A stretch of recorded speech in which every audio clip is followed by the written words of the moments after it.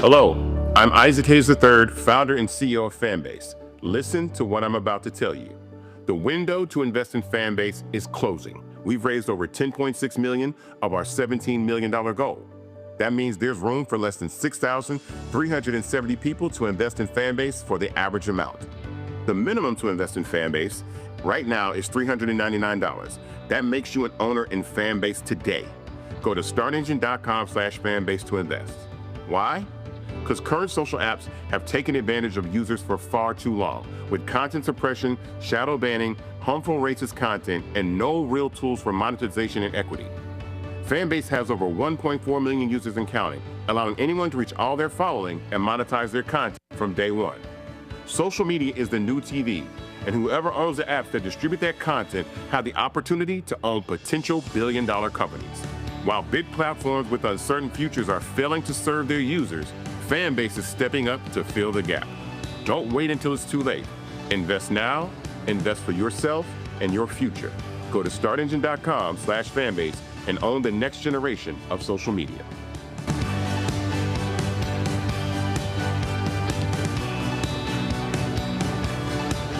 Folks, Black Star Network is here. Hold no punches. I'm real revolutionary right now. Support this man, Black Media. He makes sure that our stories are told. Thank you for being the voice of Black America, Roland. Stay black. I love y'all. All momentum we have now, we have to keep this going. The video looks phenomenal. See, this difference between Black Star Network and Black-owned media and something like CNN. You can't be Black-owned media and be scared. It's time to be smart. Bring your eyeballs home. You dig?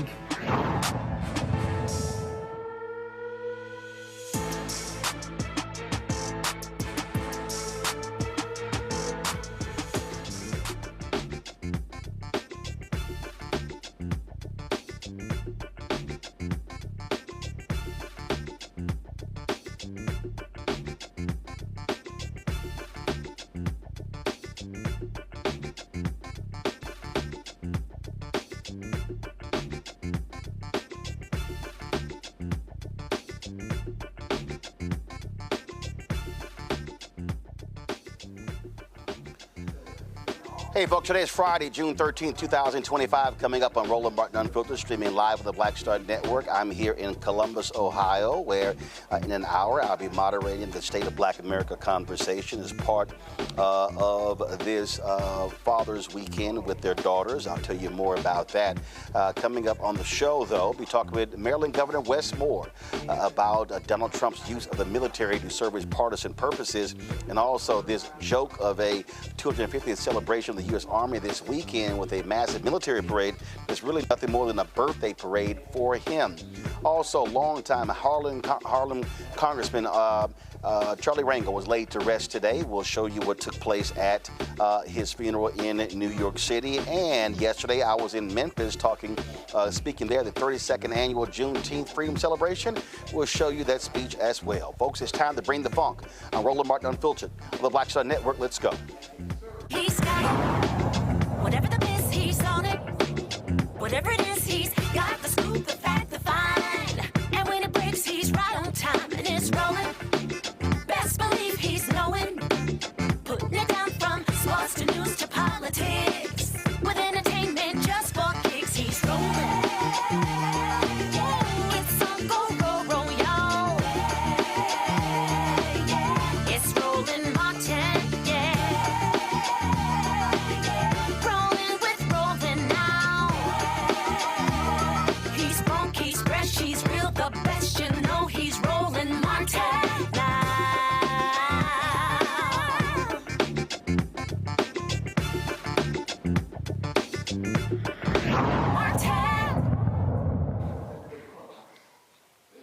Folks, Roland Martin here at the First Church of God here in Columbus, Ohio. And so we're getting ready for this conversation, what is called the State of Black America. I'll be moderating that conversation.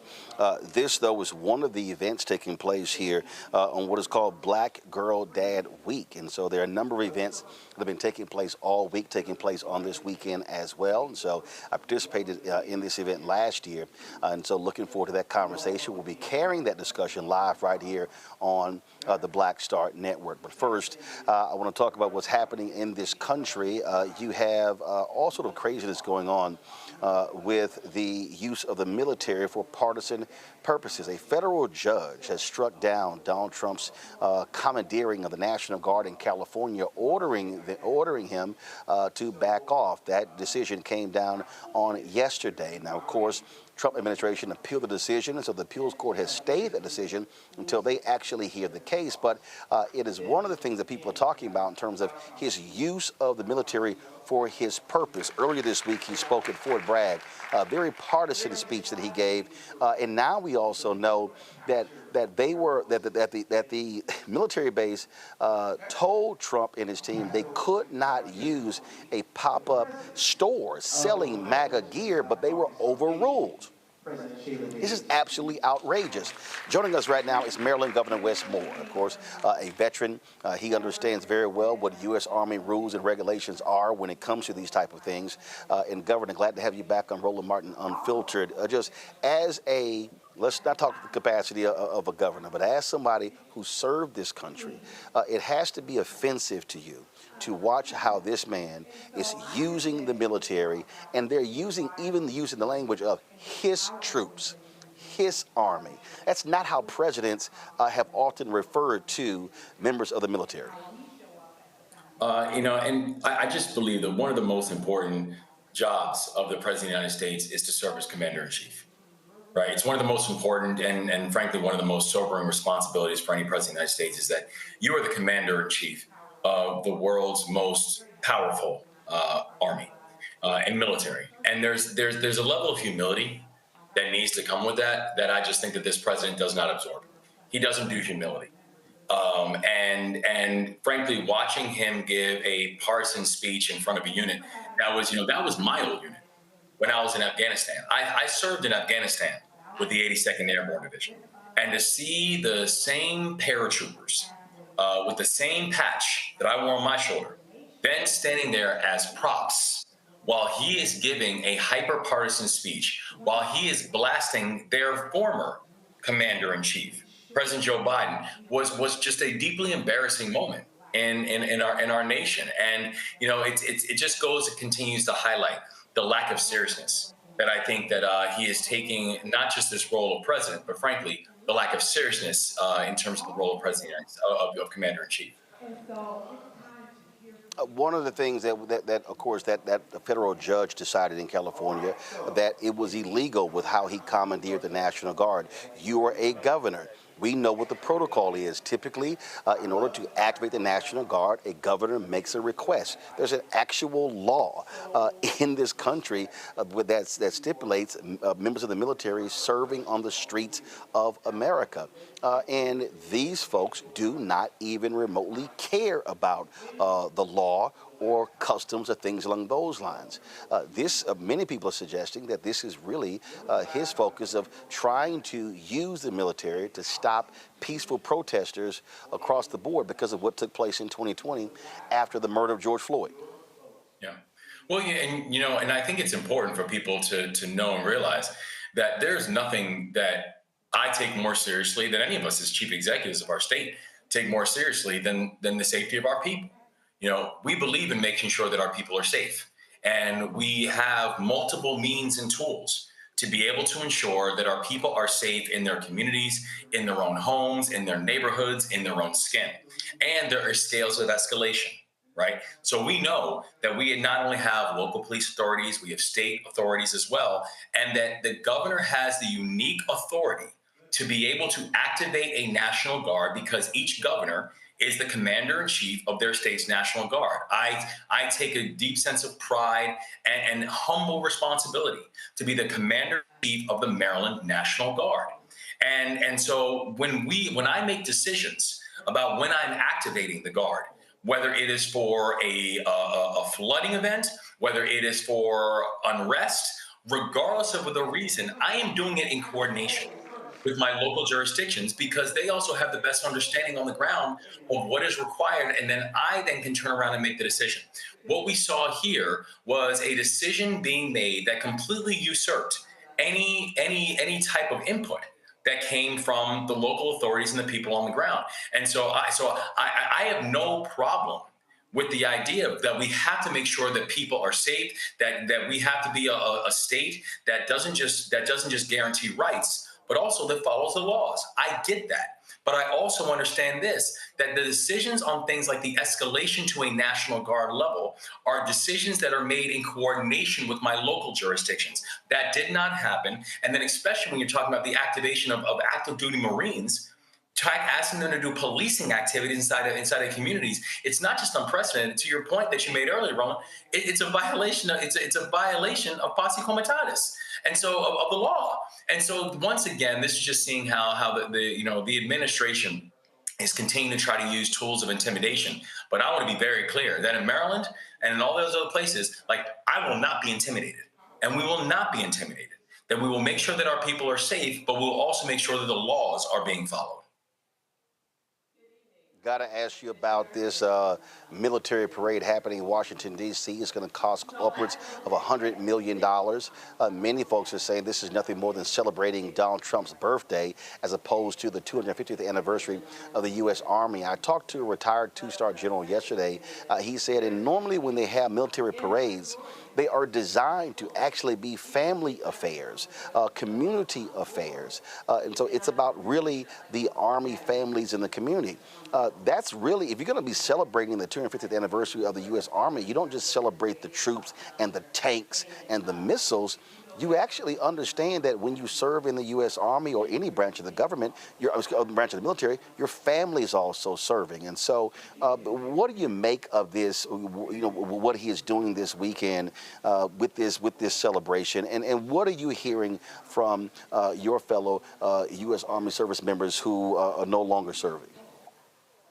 I started my day this morning going down to Fort Meade, one of the active duty bases in my state, and then we did a 2.5 mile run in celebration of 250 years of the United States Army. Myself and over 1,000 other soldiers who are all out there, celebrating the 250th, and just thinking about the impact and the contribution that the United States Army has made to our society, that our society is what our society is. The freedoms that we enjoy are the freedoms that we enjoy because we had people who are willing to put on the uniform and defend those freedoms.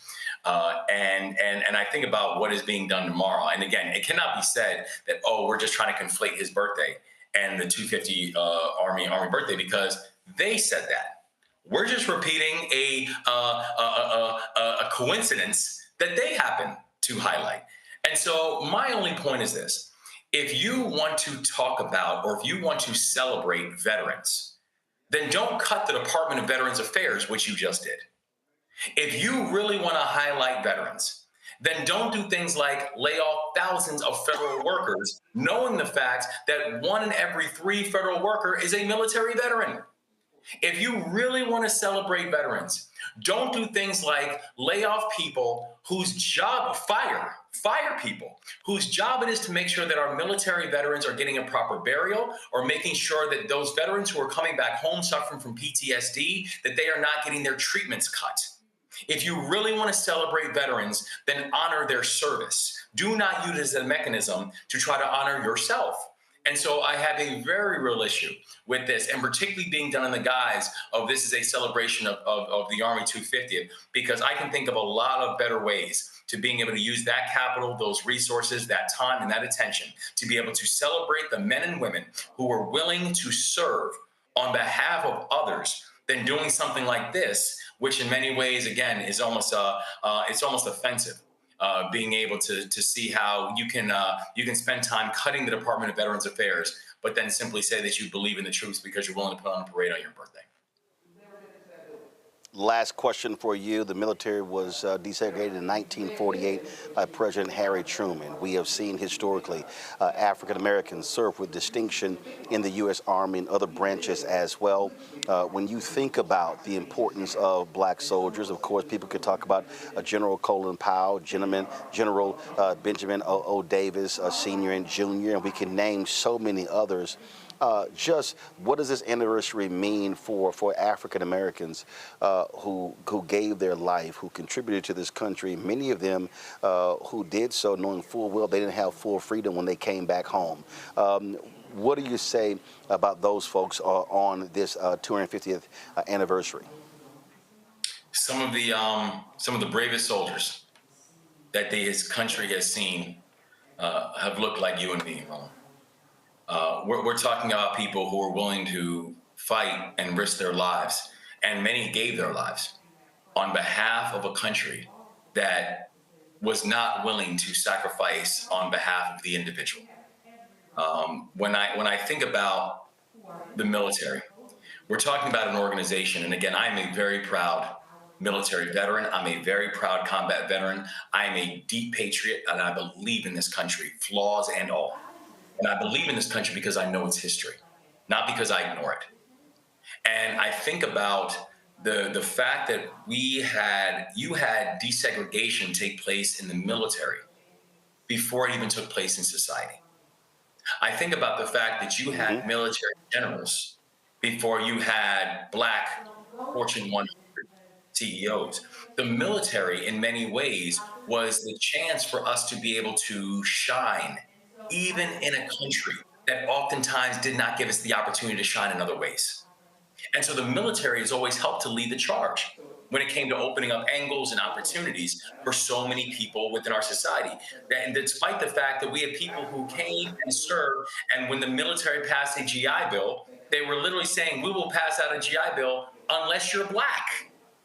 So the fact that we've continued to sacrifice on behalf of this country, to serve on behalf of this country, to make this country better, I think the importance of celebrating the 250 for the Army is not just about the contribution the Army has made, but it is about also celebrating the individuals who made the contribution to the Army. And why it's so important for us to remember our history, why it's so important for us, for our history to be lifted up. I think about in the state of Maryland, where we are watching how Pete Hegseth, the Secretary of Defense, is going around banning history and banning books on military bases and on our service academy. We're in the state of Maryland. What have we done? We've banned the banning of books, where you cannot do that in the state of Maryland. So this becomes a time for us to really embrace the power of this history, the unevenness of the history, with a core understanding that action is required, repair is required. But it takes people who are willing to be true public servants and willing to be true soldiers in this moment in order to make those things happen. Governor Wes Moore, always a pleasure to have you on the show, Frat.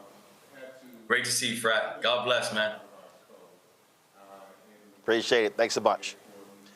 Folks, got to go to a break. We come back. We're going to show you the funeral of a man who also served his country during Korea, former Congressman Charles Rangel, laid to rest today in New York City. He passed away at the age of 94. You're watching Roland Martin Unfiltered right here on the Black Star Network.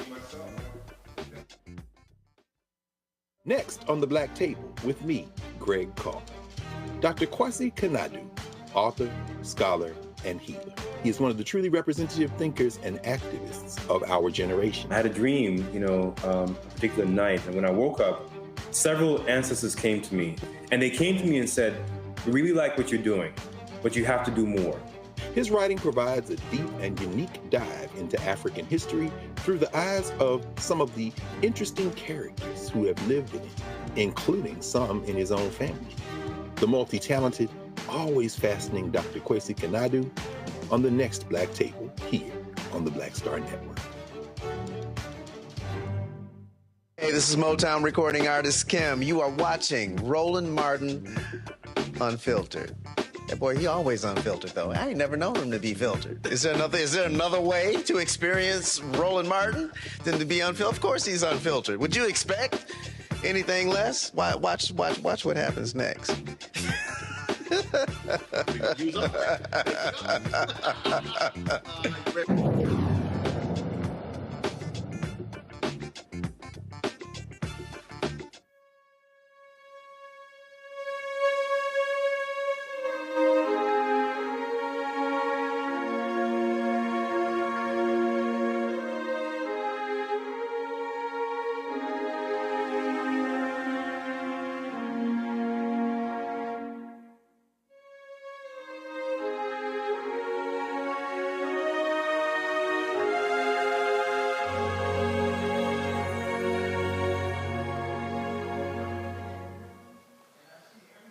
St. Patrick's Cathedral in New York City today was jam-packed with many luminaries, politicians, and community activists and others as they celebrated the life and legacy of the late Congressman Charlie Rangel. He passed away at the age of 94.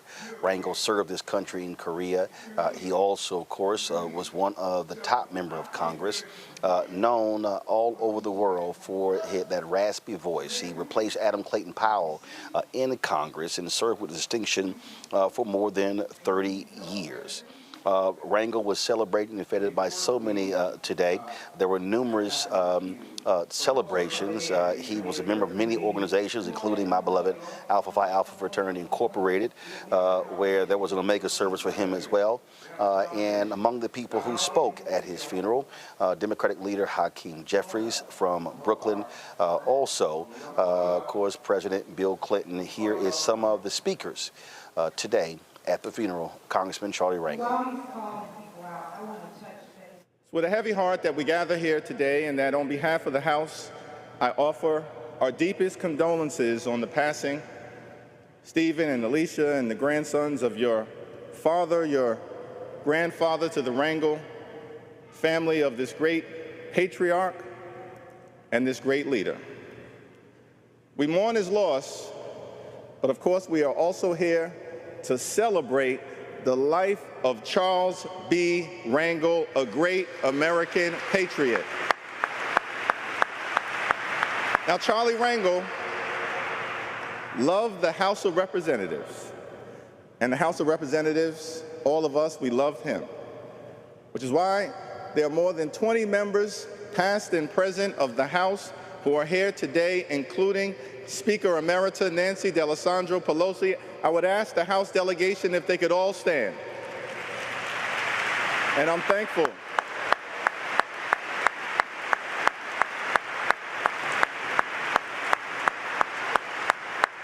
We are here, of course, to celebrate Congressman Rangel's life. What a life that he lived. What a leader. What a legacy. The legendary Lion of Lenox Avenue. America is better off today because of his service. Now, a lot can be said about Charlie Rangel, but let me just briefly make clear one or two things. Charlie Rangel was a good man, a family man, a well-educated man, a well-dressed man, an alpha man, an army man, a community man, a courageous man, a compassionate man, a heroic man, a humorous man, a hardworking man, and above all else, Charlie Rangel was a Harlem man. He was a Harlem man. He loved Harlem. In fact, I came to understand in my conversations with the great Charlie Rangel that in his heart of hearts, Charlie Rangel took the position that the H in heaven stood for Harlem. We're thankful for his life, his legacy, his leadership. I'm personally thankful. All of us in Congress are thankful for his advice, his guidance, and his mentorship. Always generous. No matter how new you were in public service, new to the United States Congress. He helped us become the best public servants that we could be. The most effective representatives on the ground, back at home in our communities that we could be. Helped us with our re-elections, taught us how to get re-elected, which he was able to do more than 20 times to the House of Representatives without ever losing a race. And you know, thankful for his advice, his guidance. One of the earliest conversations I had with Charlie Rangel was a new member of Congress. Was on the subject of fundraising, which of course you have to do to continue your public service journey. And it was a conversation related to his annual birthday event, an event that he would hold each and every August at Tavern on the Green. A who's who of people would show up.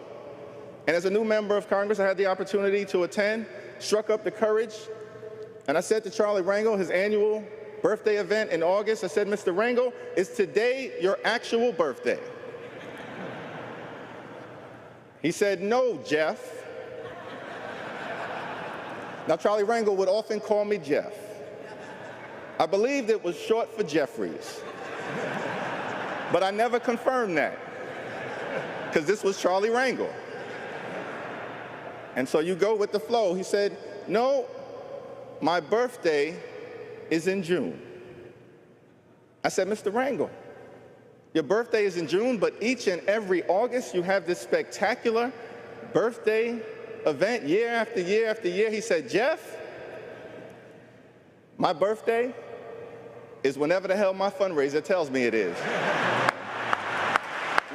He was a good man, had a big heart, big personality, got big things done.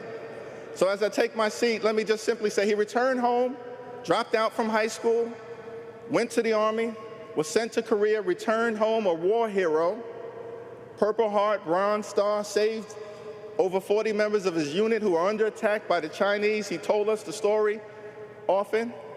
Had he done nothing else in his life, he would have already done more than most Americans have ever done for their country. Nothing else. But that wasn't the end of Charlie Rangel's story. So he had to figure out what he was going to do next. And he told us, of course, that he was inspired as it relates to his career by his maternal grandfather who helped to raise him, who worked, of course, as an elevator operator in Manhattan criminal court. And his grandfather urged him to go to law school, having spent a lot of time around lawyers. And Charlie Rangel would tell us that had his grandfather been an elevator operator in a hospital, he may have gone to medical school. But aren't we thankful that his grandfather worked at Manhattan criminal court? Because if he didn't work at Manhattan criminal court, Charlie Rangel would have never gone to law school. Had he never gone to law school, he would have never become a lawyer. Had he never become a lawyer, he couldn't have become a federal prosecutor. Had he never been a federal prosecutor, he likely wouldn't have been elected to the New York State Assembly. Had he never gotten elected to the New York State Assembly, he would have likely not gone to Congress. Had he not gone to Congress, he never could have helped found the Congressional Black Caucus. Had he never been a founder of the Congressional Black Caucus, he never would have been appointed to the Ways and Means Committee in 1974, first African-American ever to serve on the Ways and Means Committee.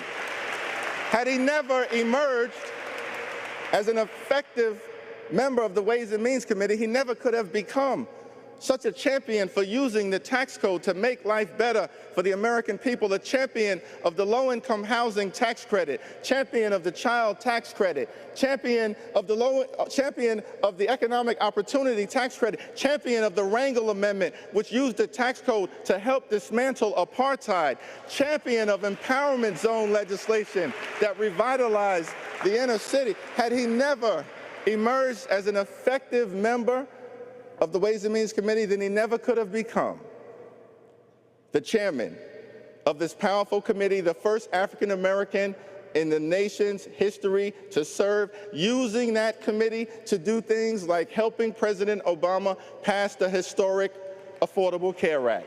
We're thankful for Charlie Rangel's journey, because Charlie Rangel's journey taught us that while the devil may be a hater, God will be your elevator.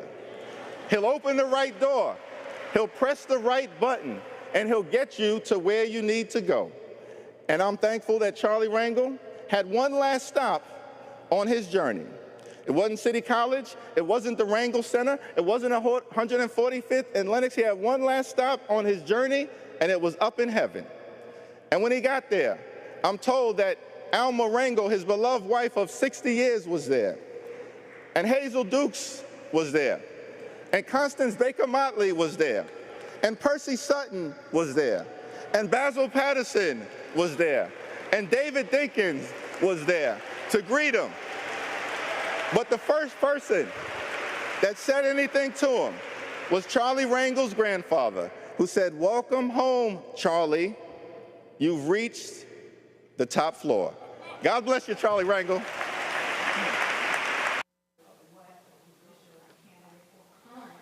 Although Congressman Charlie Rangel was an institution in the House, he, of course, was from New York. That means working closely on the Senate side. And so one of these speakers at his funeral today was Democratic leader in the Senate, the minority leader, Chuck Schumer.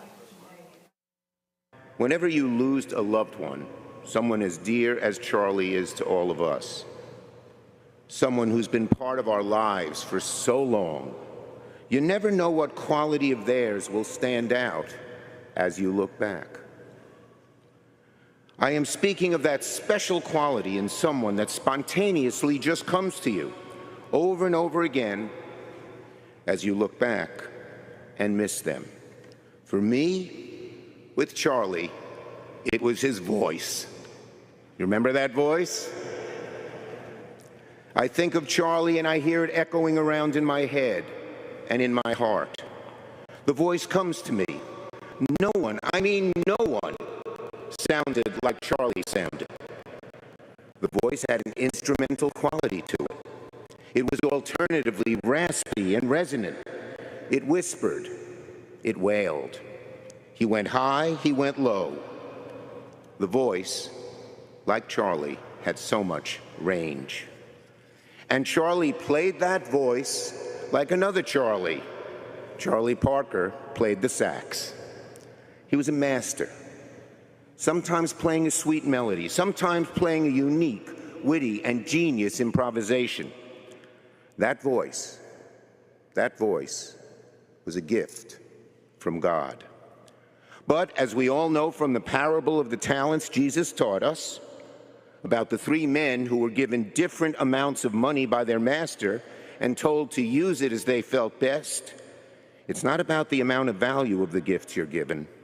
Rather, it is about what you do with the gifts you have been given. And from the streets of Harlem, to the halls of Congress, to the West Wing of the White House, Charlie used that unique voice of his to speak for others. As Harlem rappers Eric B. and Rakim would say, Charlie was the invincible microphone fiend, a smooth operator operating correctly.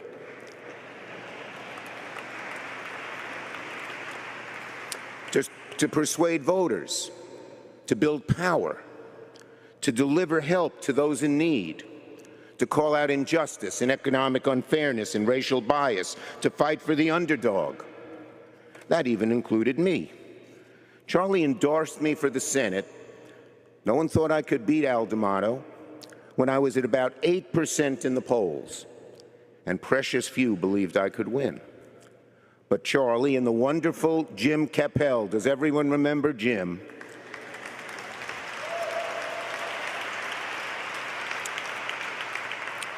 Went all in for me and played a massive role in turning things around and paving a path to victory. When Charlie endorsed me, he told me in typical fashion, "I'm with you till I'm not." But he was always with me, not only when I got to the Senate, but throughout our career. The Chuck and Charlie show was always moving forward. I'll never stop thanking Charlie for all of that. From the lofty platform he achieved via his talent and hard work, Charlie used that voice to make policy that reflected those biblical values he learned as an altar boy at St. Aloysius, to clothe and feed the poor by robustly funding SNAP. And we're fighting to keep SNAP. We're not going to let those sons of guns take it away from us. To house the needy. When everyone else on the Ways and Means Committee would ask for little goodies for themselves, the only thing Charlie ever asked for was increase the low-income housing tax credit, and millions of people are living in decent housing because of what Charlie did. To care for the sick with better access to health care, including passage of the Affordable Care Act. And together we fought to get equitable Medicaid for Puerto Rico, to visit the imprisoned and help them get back to the community when he passed the Second Chance Act. Or better yet, to pass laws that fund education and job training and create empowerment zones to make it less likely people go to prison in the first place. Yes, Charlie used that wonderful, amazing, sonorous voice for others. He used it in all too human a way as well, to make us laugh. As we know, Charlie was a funny guy, and he was master of the sharp-witted quip. Above all, he used his voice to care for those he loved. Come on. The Super Bowl game. The main eulogy was delivered by former President Bill Clinton, of course, who served 8 years, and it was when Republicans did not want Bill Clinton to open his office in Manhattan, saying it cost too much money. He then chose to take his office to Harlem, and who was there to greet him with open arms? It was Congressman Charles Rangel. The president talked about that in his eulogy. I would like to thank Charlie's grandchildren, Stephen and Alicia, and the entire family here today. First, for asking me to say a few words about my friend, my steadfast ally, and as been said, one of the most effective members ever to serve in the Congress. But second, for supporting him in his long career. I thank the members of his district who let him come to Washington 23 times, and for giving him the space and support not just to faithfully serve Harlem, but to serve the rest of the nation and people all around the world. Not every district will do that. And the people who sent him there deserve thanks for the life he lived.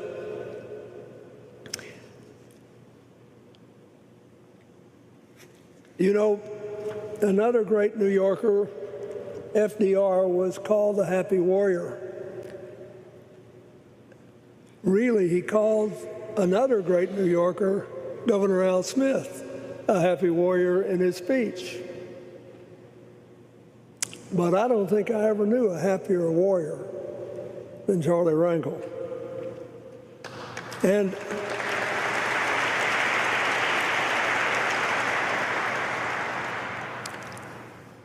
there are so many things you can talk about, but I want to talk about two things he did in particular that touched my life and changed my ability to be president in the right way.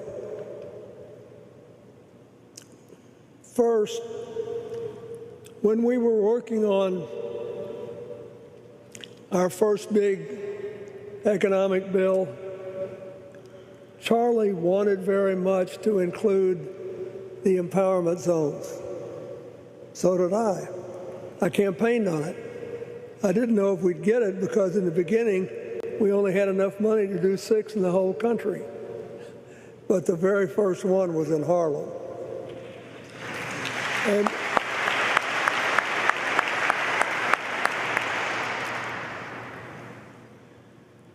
so I signed the bill, and we went to work. And what happened? In just 8 years, unemployment in Harlem went from above 20% to 8%. Thank you, Charlie Rangel. And in so doing, we proved it would work everywhere. If you just gave people the incentive to look at poor neighborhoods and poor people as opportunities and equal citizens, you could get unbelievable results. Now, second thing I want to say is he also was a major sponsor of the Africa Growth and Opportunities Act. As we see every day, a lot of people don't seem to know much about Africa or care very much about it, but Charlie did. And I thought this was a great idea. And this idea has stayed with me in my little house in Chappaqua to this day. Because a couple of years after I left the White House, I went back to Ghana, where I had the biggest crowd I'd ever spoken to as president. There were like 1 million people in the streets. It was unbelievable. So I went to Ghana, did my business, was back on the airport tarmac, and was walking to the plane. And this woman said, "President Clinton, don't go, don't go." And she was running after me on the tarmac, waving something. So I stopped and shook her hand, and she said, "Because of the Africa Growth and Opportunity Act, I am one of 300 women who have our first paying jobs, and all our kids are in school, and we're making shirts. And I wanted to thank you, and here's your shirt." I took that shirt home, and I put it on a little shelf in my closet so that every morning of my life I would see that shirt and be reminded, first of all, of the power of people who care to do good, and secondly, that that woman wasn't mad at me or America. She knew that they might never be as wealthy as we were, but they were way better off. She knew that somebody beyond her borders cared. That is the kind of thing that Charlie Rangel deserves to be remembered for and appreciated for till the end of time.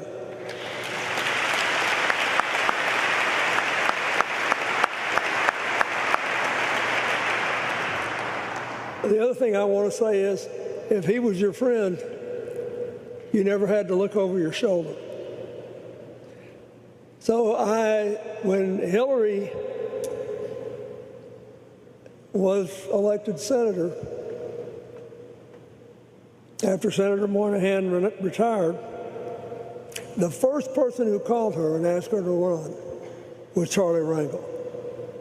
And once he settled on that, he never stopped caring for her and working for her and standing with her.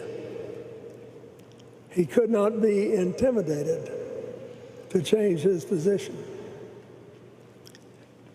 And then when I went to announce I was moving to New York, I didn't pay much attention to where I was going.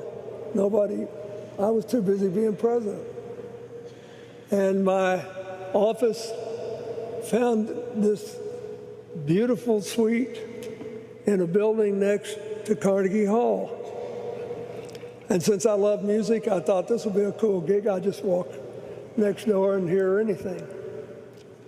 But oh, you would have thought I had robbed Fort Knox. All these Republicans were really upset. And one of them was, wanted to do an audit and a hearing and everything. And it reminded me of Benjamin Franklin's wisdom when he said, "Our enemies are our friends, or they show us our faults." I said, I don't care about this. And I remember I was laying on the bed in the middle of the day in Miami, having gone down there for a speech, feeling sort of sorry for myself. And I picked up the phone and called Charlie, and I said, "Can you get me an office in Harlem?" And he said, "Not before tomorrow morning." And that's what happened. And I know a thing or two about what he had to do to open this opportunity, but all of a sudden, I had an office on the top floor of 55 West 125th Street, and it is still there. So I never will forget that. And Charlie was there when we opened it, and Cicely Tyson was the MC, and we sang Stand By Me. Charlie Rangel stood by every single solitary person he ever tried to help. Nancy Pelosi didn't have to worry about him when the vote counting came. Hillary didn't have to worry about him when she ventured out into national politics. And I never gave it a second thought. Oh, we disagreed some. And one disagreement we had, I was right and he was right. We were both right. It just depended on who was president. When I was president, it looked like a good idea what I did. When he was when I wasn't, and the members of the other party was president, it looked like Charlie was right.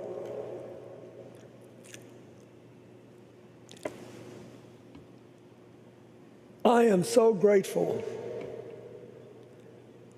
that he proved the scriptures right, that a happy heart is good medicine,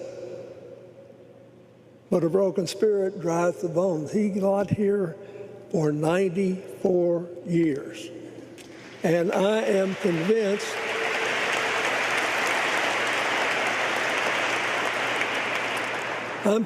it's because of his happy heart. I am grateful for him. I get to look at that shirt every morning still and think of Charlie Rangel, who cared about people halfway around the world and never once took his eye off Harlem. That is the great trick of all public service in a democracy. Now there are people saying literally, democracy can't survive. AI is going to make it irrelevant. Something's going to happen. It's going to be awful. And we see it stressed today in many ways.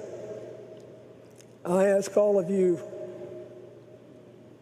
never to forget the smile on his face, the spring in his step, the steel in his spine, and fight on for the world he loved and the country he believed in. Thank you.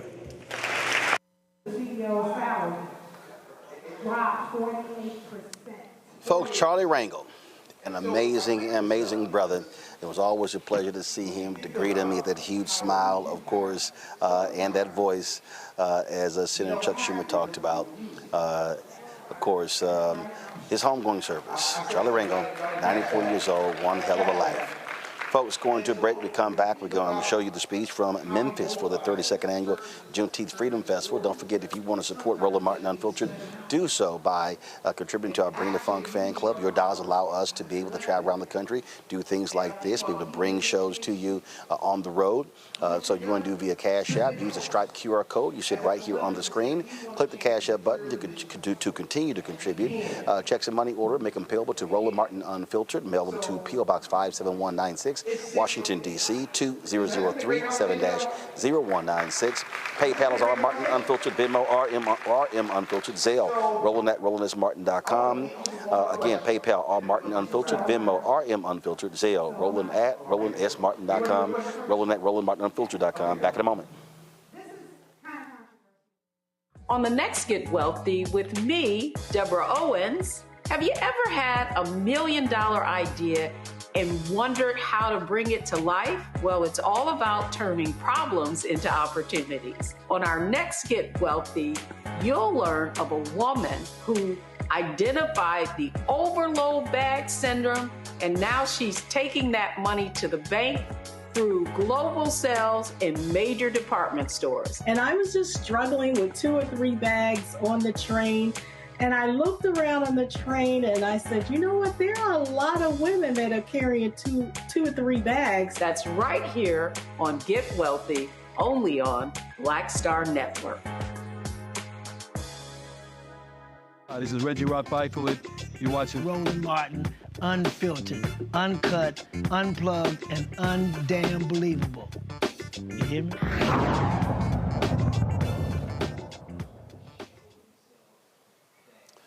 All right, folks, yesterday I was in Memphis for the 32nd annual Juneteenth Freedom Celebration. I had an opportunity to deliver the keynote speech there. So here's what we're going to do. We're going to show you some of that speech. We may show you all of it. Then I'm going to reset. We're going to get ready for the State of Black America panel here that will be live streaming right here on the Black Star Network as well. So I'm here in Columbus today, but this is my speech yesterday in Memphis. Thank you so much. Glad to see everyone here, and glad to be back in Memphis. I've been here numerous times, and so glad to see all of you. For 6 or 7 years straight, I did Reverend Whalem's Men's Month, and so it was always good to see him and see members of our event, but also to say what needs to be said. Let me also thank the folks who have supported the work that I've done over the years, but especially the last 6.5 years. When TV One canceled News One Now in December 2017, there were a lot of people who were upset, who were angry at that, but I wasn't. And it was interesting when Alfred Liggins, the CEO, was telling me that he was canceling the show. They were looking to cut their debt load.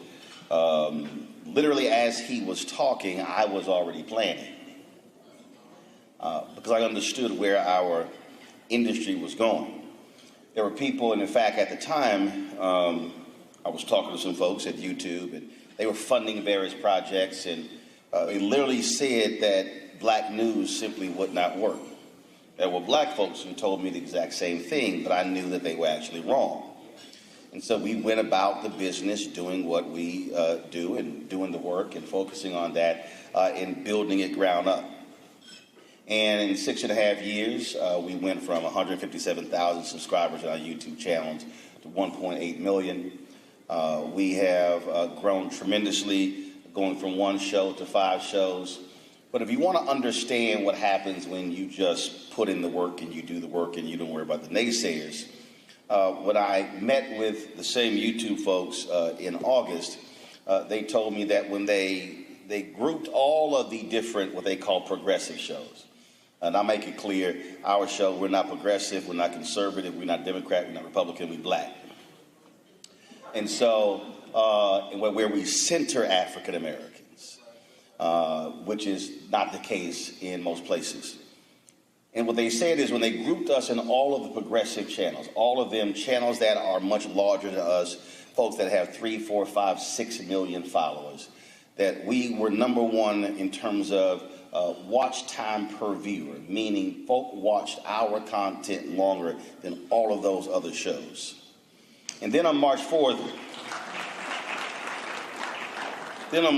this year, when the twice impeached, criminally convicted felon con man in chief gave a speech to Congress, we decided to do what we call the State of Our Union. And I sent a text message out, 6 to 8 people, and I actually forgot who I sent it to. And the text message I sent out said, hey, we're doing this coverage. Let's not give our black eyeballs to these other networks. Let's watch it here. And I said, let's have 100,000 folks watching. Now, up until that point, the most people that we had watching our show live at any time was the day the Tyree Nichols video was released. We were at 8,000 folks that day when 7 p.m. hit, when the video was released, 7 p.m. Eastern. In 15 minutes, went from 8,000 to 29,000. So that was the mark. So in my mind, I said, I threw it out there, but if it's 40, 50, I'm fine. And I wasn't even necessarily thinking that way because I don't get wrapped up in those things yet. And then, of course, on that night, we had Bishop William Barber, who gave our speech. I did not carry a word of what Trump had to say. Bishop Barber gave out the State of Our Union from our studios. And when we went live that night, and what happened here was, again, I just sent the text message to 6 or 8 people. Then all of a sudden, like on Sunday, a couple of people hit me. They said, hey, you know, is this real? And I said, yes, it is. Then on Monday, about 5 or 6 people hit me and they said, hey, is this real? This showed up in our family group chat. The patriarch or the matriarch of our family posted this and they saw this. Then on Tuesday, about 30 people hit me saying, hey, this showed up. My uncle posted this. My aunt posted this. My mother posted this. My grandmother posted this. And what we begin to realize is that literally in black chat text groups all across the country, this one text message was spreading. I didn't do any black radio. I didn't do any interviews. We didn't do any advertising. It literally was a single text message. So when we went live that night, within 2 minutes of going live, we were sitting at 40,000. And then within 5 to 10 minutes, it was 67,000. Within 20 minutes, we had crossed 100,000. When I tossed to Bishop William Barber, we were at 200,000. At the peak of him speaking, we hit 250,000 folks who were watching live. When they came back and put it all together, out of all of the media outlets in America, out of everybody that was covering the speech that night, out of all of these channels on YouTube, we're talking about media companies, Time and Newsweek and NBC and ABC and CBS, all of these major companies, on that night, our channel was number 5 out of everybody in the world that was covering that speech.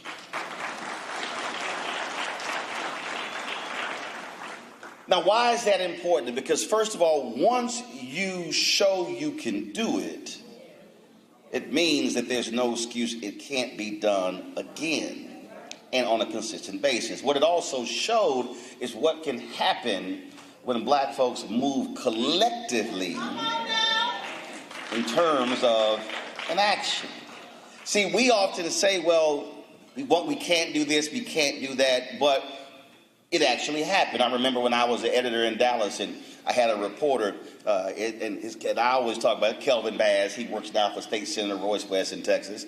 And Kelvin, he wrote a story on Erykah Badu, and he knew Erykah Badu's grandmother. And so he really took his time writing the story and researching and putting everything into it. So when I read it, I didn't have to do much editing to his story.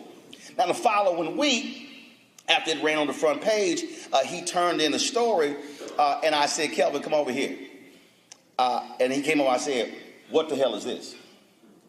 He's like, what do you mean? I said, this story sucks. So then I proceeded to cuss him out. I said, because, see, you messed up. He's like, what do you mean I messed up? I said, see, you messed up because you showed me last week what you can do when you give a damn. What you are now telling me is this story means nothing, so you didn't spend any time, anything in it. I said, and it reads like crap. I said, you messed up because you showed me that it's actually in you. Now my expectation for you is I got to see that now every single week.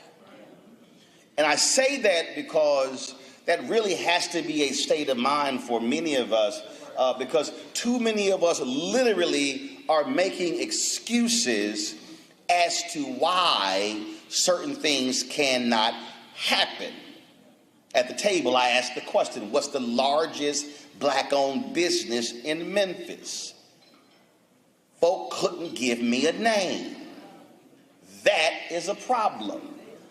And so I need us to understand that I'm not interested in the same old same. I'm not interested in another black mayor. I'm not interested in more black council members. I'm not interested in more black county commissioners. What I'm interested in is, what are you doing while you are there?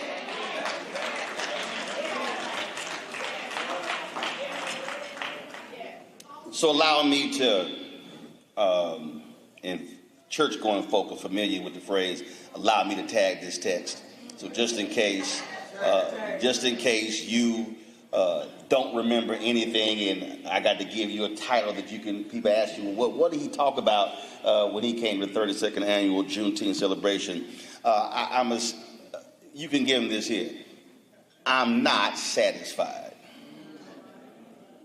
I'm not satisfied. This holiday for me is a lot more personal than it is for other people. Because first and foremost, this is the only national day where this nation has to utter the word slavery. See, a lot of folk have made fun of black folks in Texas because, oh, y'all got the word too late, as if there was Instagram, TikTok, Snapchat in 1863. Dr. Gerald Horne has written a book talking about the counter-revolution in Texas that preceded the Civil War, and what he lays out that war in Texas for, quote, Texas independence. That war preceded the Civil War and actually set up what took place with the Civil War and the fascism in this country. And he talked about how the story was told when General Granger came to the shores of Galveston, Texas, to give the word to the people who were enslaved of African descent in Texas that they were now free. But the problem with that is like the problem with so much of American history. It literally is white his story. What Horne's research showed, there were thousands of black troops that accompanied General Granger. It showed that there were people in Texas who defied the law, the Emancipation Proclamation that was actually given. We also know that that's the case because same President Andrew Jackson ignored the Supreme Court ruling, which literally led to the Trail of Tears, which was a part of the elimination of Native Americans. So don't be mistaken. There is historical precedence in this country of presidents or people who occupy the Oval Office ignoring Supreme Court rulings. Now understand, when the Emancipation Proclamation was then issued, and then folks in Texas found out, really what happened was they were actually being kidnapped and held captive because the folks in Texas knew about the Emancipation Proclamation, but they chose not to abide by it. So it wasn't that the black folks there found out late, they were being held captive by their I call them prisoners. That's what I call them. They were actually prisoners of these racist folks. Because, see, you have to understand that Texas independence was all about slavery. Just a couple of weeks ago, I came home and my wife was watching the History Channel, and they had this 4-part docu-series on the frontiersmen. And in this docu-series, it is talking about how all of these individuals, how they settled America and they settled the West, and what happened when the likes of Davy Crockett, who was an American hero, and others, when they went to Texas, and then there was this battle over land. And I'm watching the docu-series, and all I'm hearing them say in the docu-series, and Leonardo DiCaprio was one of the executive producers of it, amongst many other names, and they kept saying they were fighting for Texas independence, but they never were defining exactly what that Texas independence was, because really what they were fighting against was that you had a Mexican president of African descent that abolished slavery in Mexico, and Mexico was a border state with Texas. They controlled Texas. It was a border state with the United States, and so the white settlers in Texas did not want to have slavery in. So then what we have, again, white history, white his story, and again, I grew up in Texas. Every Texan is required in the 7th grade to take a Texas history class. The book is literally that thick. It is a bullshit book.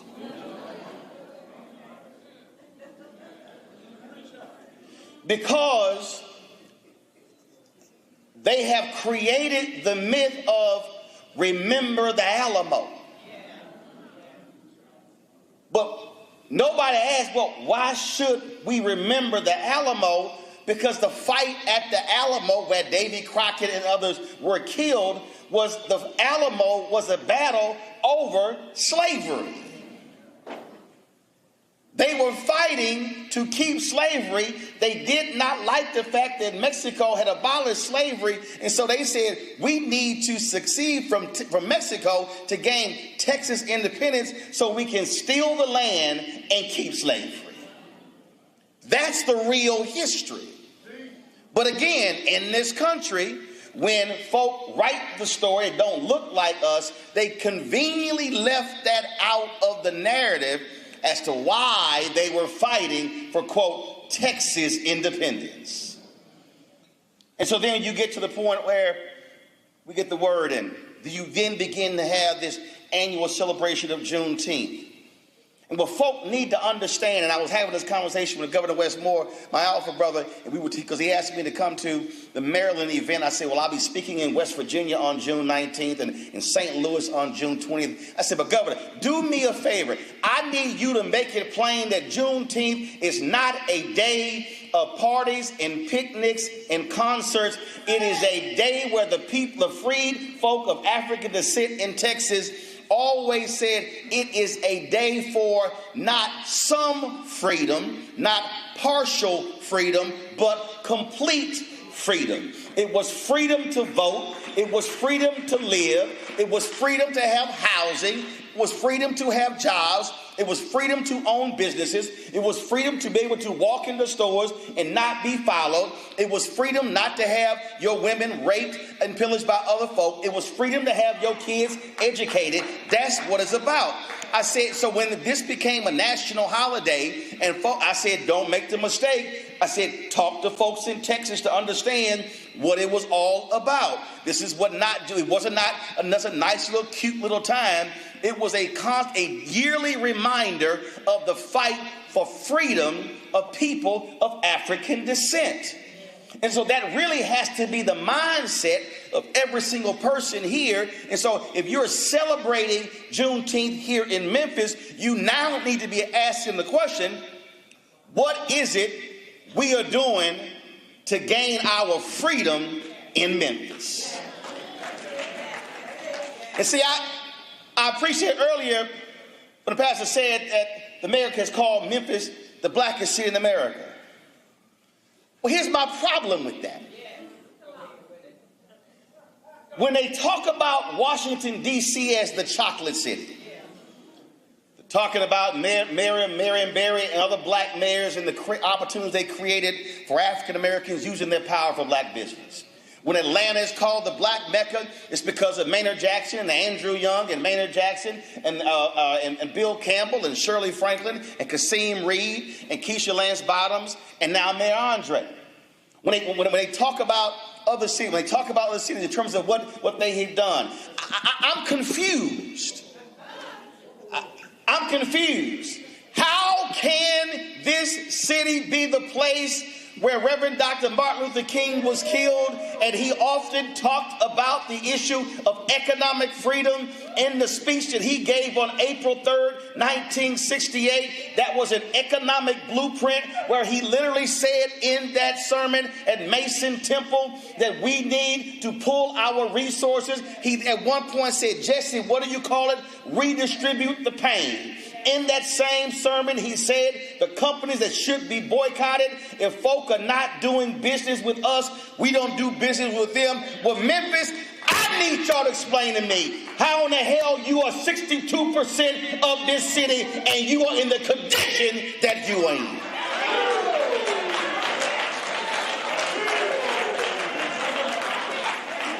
I need black leaders, black political leaders. I need business leaders. I need preachers in this city to explain to me, how are you so comfortable in a city that literally practices economic apartheid against black people?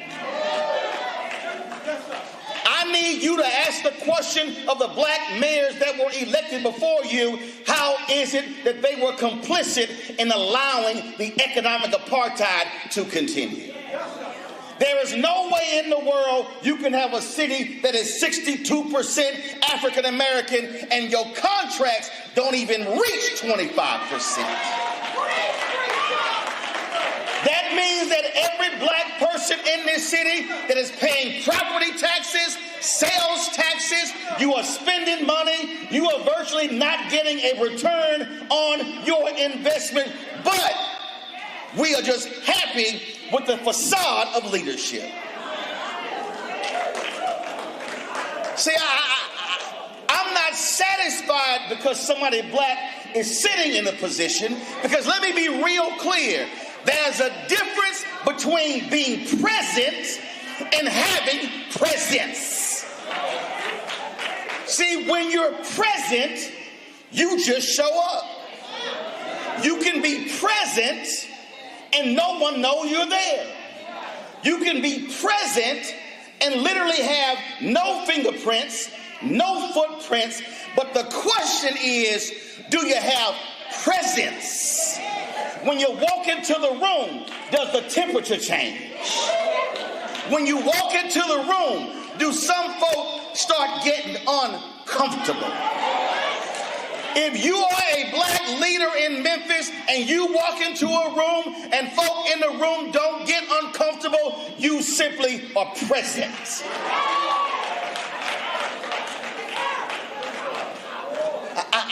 I'm not interested in the performative. This is a question of results. And let me be real clear. There are white Americans who care more about the collective of black folks than some black folks.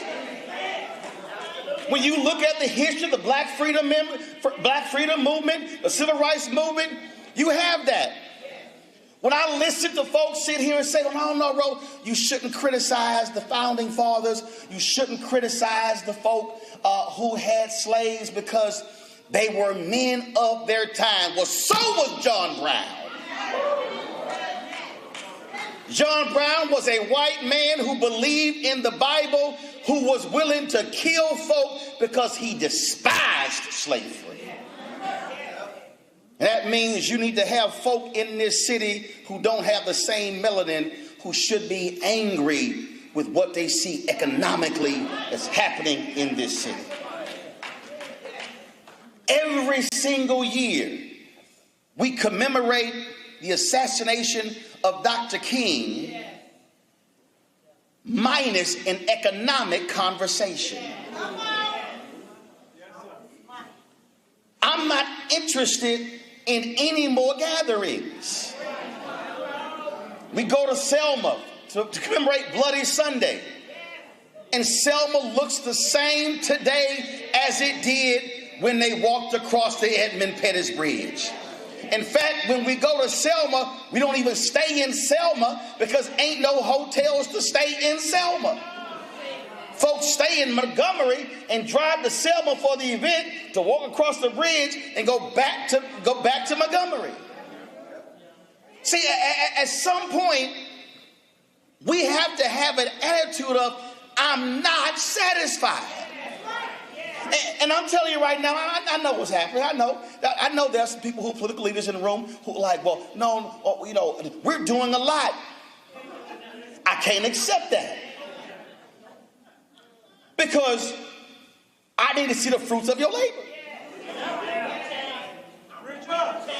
I need to understand right now how black Memphis is not having a daily march against Elon Musk turbines in this city.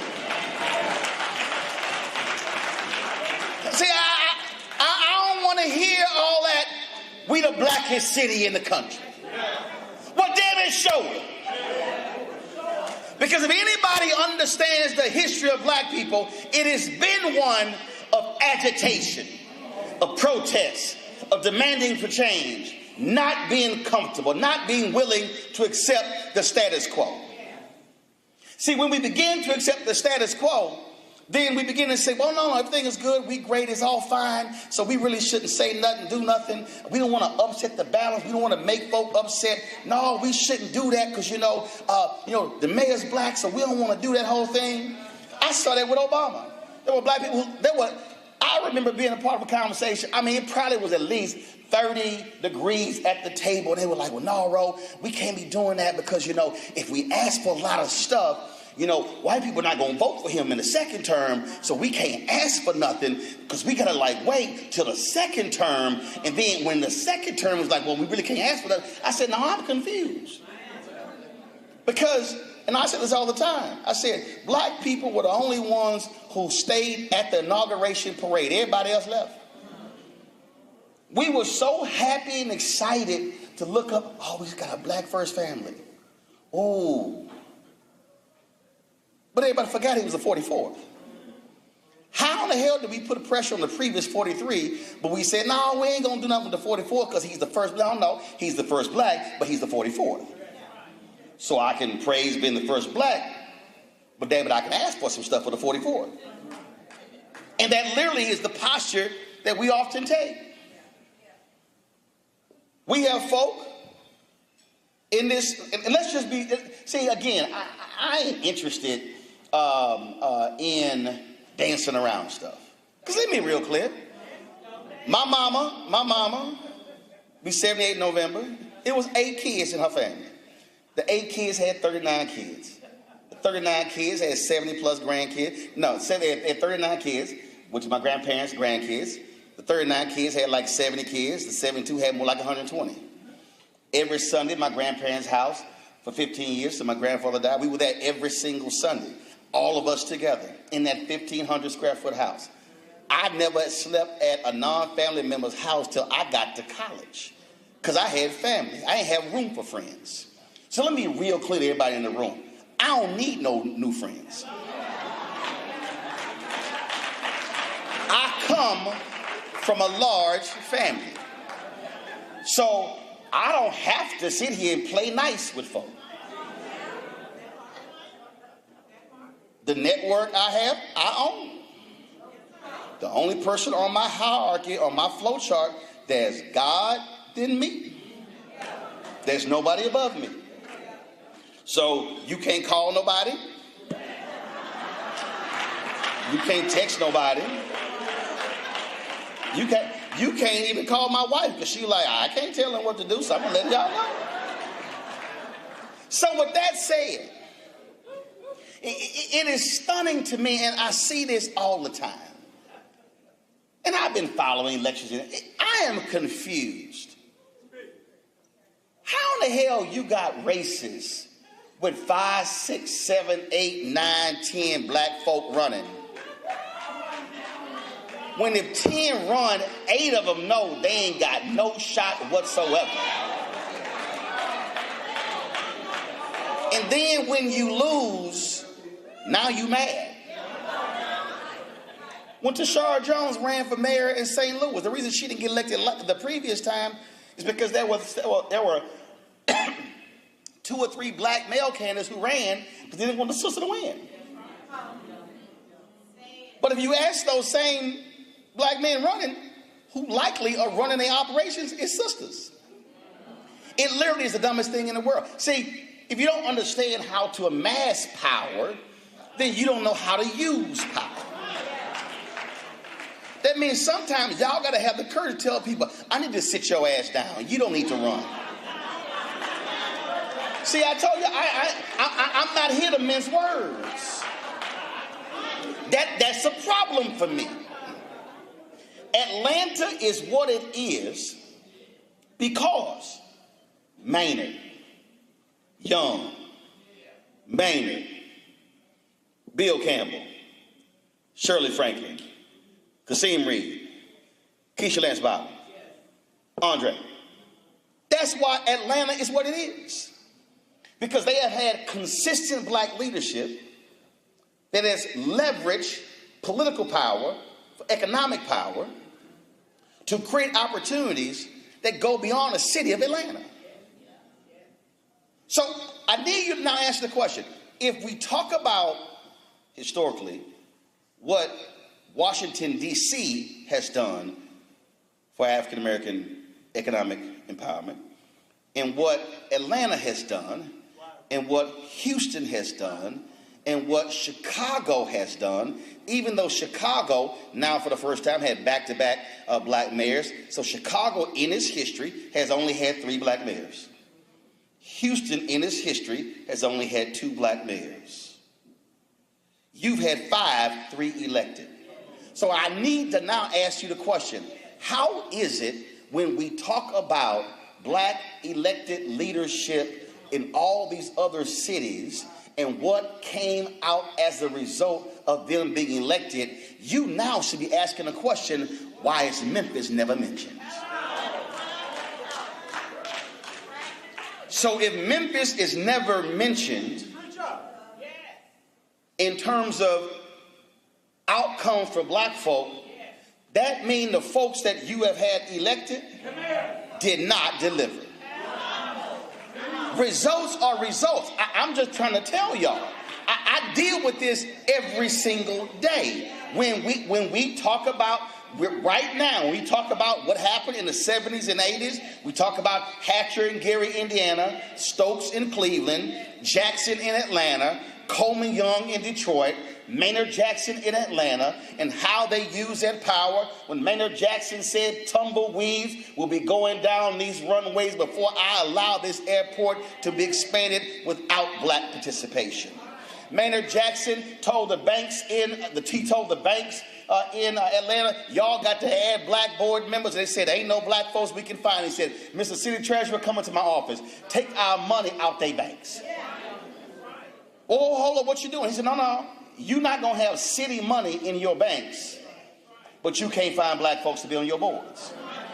When he became mayor, African Americans were getting 0.0012% of all city contracts. Not 1%, not 0.5%, not 0.25, not 0.10, 0.0012. See, this is America, y'all. If you ain't having a money conversation, you are not having an American conversation. If you want to understand America, just go to Washington, D.C. If you stand in front of the White House and you look at the White House represents power. If you look to the left, you see another building that's on the same land as the White House. That's the Department of Treasury. The White House is power, Treasury is money. Treasury is money, the White House is power. Those two things go together. Why do you think when that convicted felon, that twice impeached thug, went to Saudi Arabia, 32 American CEOs went with him who were running multi-billion-dollar companies? Because politics and money go together. Let's not be confused. And so I understand we can talk about social justice and we can talk about voting rights, we can talk about housing, but everything in America emanates from money. King understood that, Abernathy understood that, all the folk understood that. And so why is it that this generation is being so soft and unwilling to be challenging folks in this way? When I asked the question, can you name me the largest business? Folk couldn't name it. There's no reason in the world there is not a major black-owned construction company in this city, or engineering firm, an architectural firm. You should be able to run down the line, but it's not there. You should be asking yourself, that's the problem. Because if you're not incubating and growing and building capacity of black businesses, then you're not creating opportunities for the next generation. And so then when folk run, they are running on an agenda of how can I lower crime? Do understand this, and John Hope Bryant talks about it all the time. You ain't never seen a riot in a neighborhood with a credit score of 700 or higher. If you show me, if I lay out a map of Memphis right now, and if you see the lowest crime areas in Memphis, I guarantee you that correlates with money. So if we ain't having a money conversation, then we're not having a conversation. And so if we're going to talk about Juneteenth in 2025, there has to be a group of radicals in this room, in this city, who are willing to challenge school districts, city council leaders, county leaders, state leaders, in order to change what is happening in this city. You should be unleashing protesters on their asses every single day. And that means groups showing up in power. I'm a life member of Alpha Phi Alpha Fraternity Incorporated. I need to understand how is it that you got alphas and deltas and AKAs and zetas and links and Prince Hall Mason and Eastern Star and all these groups. I want to know when the last time has your organization showed up in mass presenting an agenda at the city council meeting. Imagine if all of a sudden 2 and 3 and 4 and 500 women in Pekin Green roll up to the city council meeting saying, here's our agenda for Memphis. Imagine if red and white folk, women in red and white, or brothers in black and gold go to a Shelby County Commissioners meeting saying, here is our agenda. And let's be clear, if you don't enact it, we're going to make sure that somebody is put in here who actually can enact it. I'm sick and tired of pastors getting together, slapping each other on their back, reciting scripture, but not putting the same scripture into place. If Jesus had the audacity to turn over some tables, when was the last table you turned over? Gatherings like this are not about eating an unseasoned piece of chicken. Gatherings like this are supposed to be recommitment efforts for you to be focused on the agenda of freedom and liberation of our people.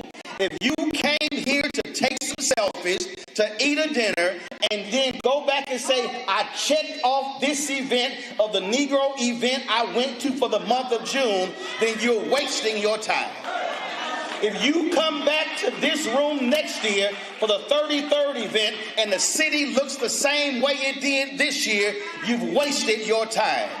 Your job over the next 364 days is to change the look and the feel and the condition of this city, and the people are waiting for you to show up. So if you're in this room calling yourself a black leader, well, damn it, act like a black leader. Walk like a black leader. Talk like a black leader. Be willing to fight. And if you are a white ally, whether you are male or female, you do the exact same thing. But you need to understand this is going to require folk having the guts and the tenacity and a revolutionary mind and a radical agenda to be able to say we're not satisfied with what's going on. You got to be willing to fight. You got to be willing to challenge. You got to be willing to make some of your friends and frat brothers and sorority sisters and church members uncomfortable. I don't care if they look like you. They need to be pushed and prodded and forced to change. This is a generation that's got to learn how to fight for something. And in the words of my frat brother Burton Woodson Tandy, we will fight until hell freezes over, and then we will fight on the ice. Young woman, Tierra Janae Teague, 25 years old, just graduated from the University of Pittsburgh. I'm going to take a little personal privilege. Double master's degree, Mike. Social work and public health. Somebody better recognize. Brothers, you know, I'm not here to talk about me, but I am here to talk about Brother Roland S. Martin. Over the course of a journalistic career that has seen him interview U.S. presidents, top athletes, and entertainers in Hollywood, Roland S. Martin is a journalist who has always maintained a clear sense of the calling of the world. Many have bestowed the title upon him of the voice of Black America. Yes. Martin is the host of the managing editor of Roland Martin Unfiltered, the first daily online show in the history focused on the news and analysis of politics, entertainment, sports, and culture for the unapologetic African-American perspective. It launched in September 4th of 2018. Brothers and sisters, on September 4th of 2021, Martin launched the Black Star Network, an OTT network that features a variety of shows focused on the news, culture, finance, history, and wellness. The Black Star Network is available on Apple. I'll write this down real quick. It's available on Apple, Android phones, Apple and Android TV, Roku, Amazon Fire TV, Xbox One, and Samsung TV. Brother Martin is busy. He's busy. For the last 2 years, Martin produces a twice-daily commentary on the iHeartRadio Black Information Network, heard on nearly 40 stations nationwide. We can give it up for that. Now, some of y'all might want to take a pen and pad out for this one. Martin is the author of 4 books. 4 books. His latest book, watch out now, White Fear: How the Browning of America is Making White Folks Feel. His other books are Listen to the Spirit Within, 50 Perspectives on Faith, Speak Brother, A Black Man's View of America, and The First, Barack Obama's Road to the White House, and originally reported by Roland Martin himself. Martin is sought as an international speaker, delivers speeches and lectures to numerous groups annually, electrifying audiences with a deep understanding of history, politics, and culture. He has been named 4 times the Ebony magazine as one of the 150 most influential African Americans in the United States of America.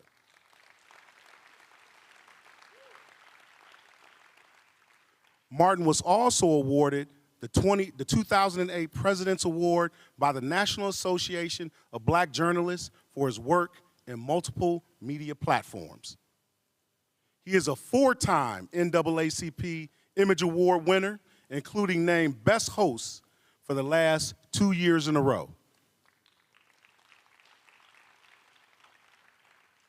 Martin spent the last 6 years as a commentator for CNN, appearing on numerous shows and earning accolades near and far for his no-holds-barred approach, conviction, and perspectives on various issues.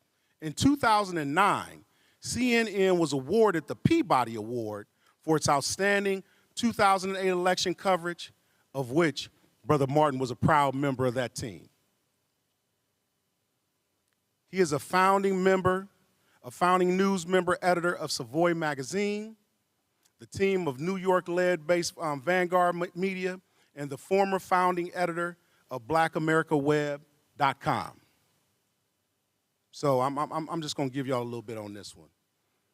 Mr. Martin is a life member of the National Association of Blacks in Journalism. That's right, y'all can clap for that. Martin is also a life member of Alpha Phi Alpha Fraternity Incorporated. Brothers, did y'all hear me say that he's a life member of Alpha Phi Alpha Fraternity Incorporated?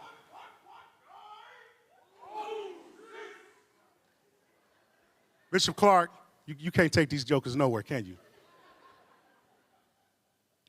Brothers, also, he is a member of Sigma Pi Phi Fraternity, and he is a board member of the Education Reform Group, 50C CAN.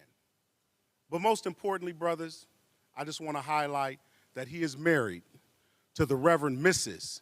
Jackie Hood Martin, author of The Fulfilled, The Art and the Joy of Balanced Living, and The Wedded Bliss, a 52-week devotional balance and living, and the children's book series, Hannah's Heart.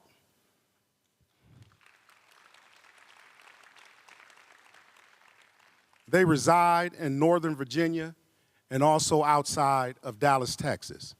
Ladies and gentlemen, brothers and sisters, please rise to your feet and receive my fraternity brother, Brother Roland Martin.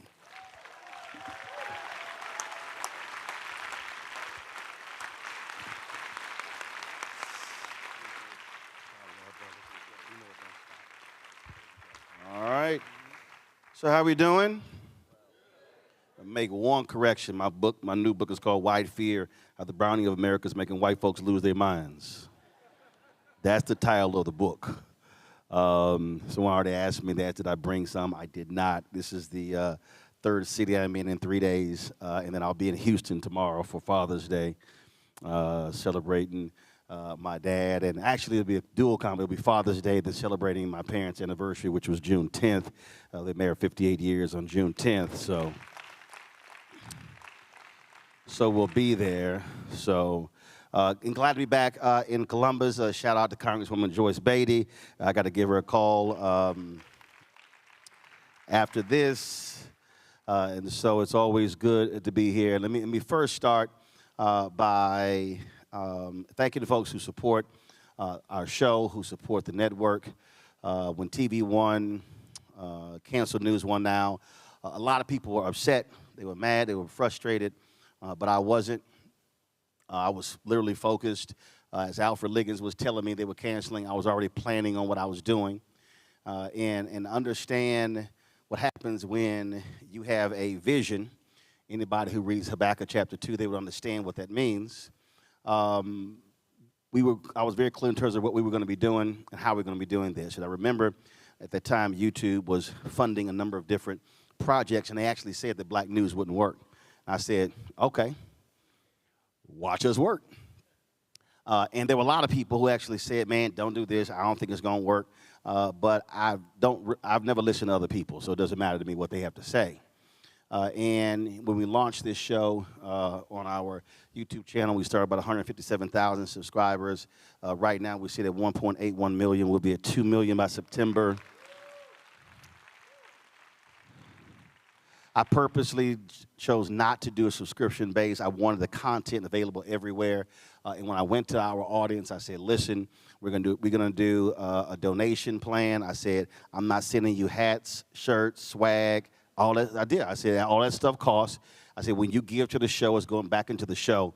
And so we've had more than 36,000 donors in the last 6.5 years who've contributed in excess of $4 million. And that's important because every year, $350 billion is spent on advertising, and black-owned media gets anywhere from 0.5 to 1% of the $350 billion. And so the reason Ebony is what it is today, almost non-existent. The reason Jet doesn't exist. The reason black-owned media is withering on the vine all across this country is because these ad agencies and these companies are practicing economic apartheid, and they don't support black media. And I can tell you, so one of the reasons you don't see a lot of interviews of shows or movies on Amazon Prime and Netflix and Apple TV Plus and Hulu is because those publicists, they send me pitches for them to be on the show, but they never call about money. So they value my audience to want their talent on to promote the shows, but they don't want to spend advertising money on the network. So I don't let them come on. And I did the same thing when I was at TV One. And so that's what people have to understand. And we literally have to build and create it because everybody said that doesn't work. And two things, if you want to understand why all of them were wrong. So in August when I was at the Democratic National Convention, once you hit a certain level on YouTube, they assign you your own person who deals with you and your channel.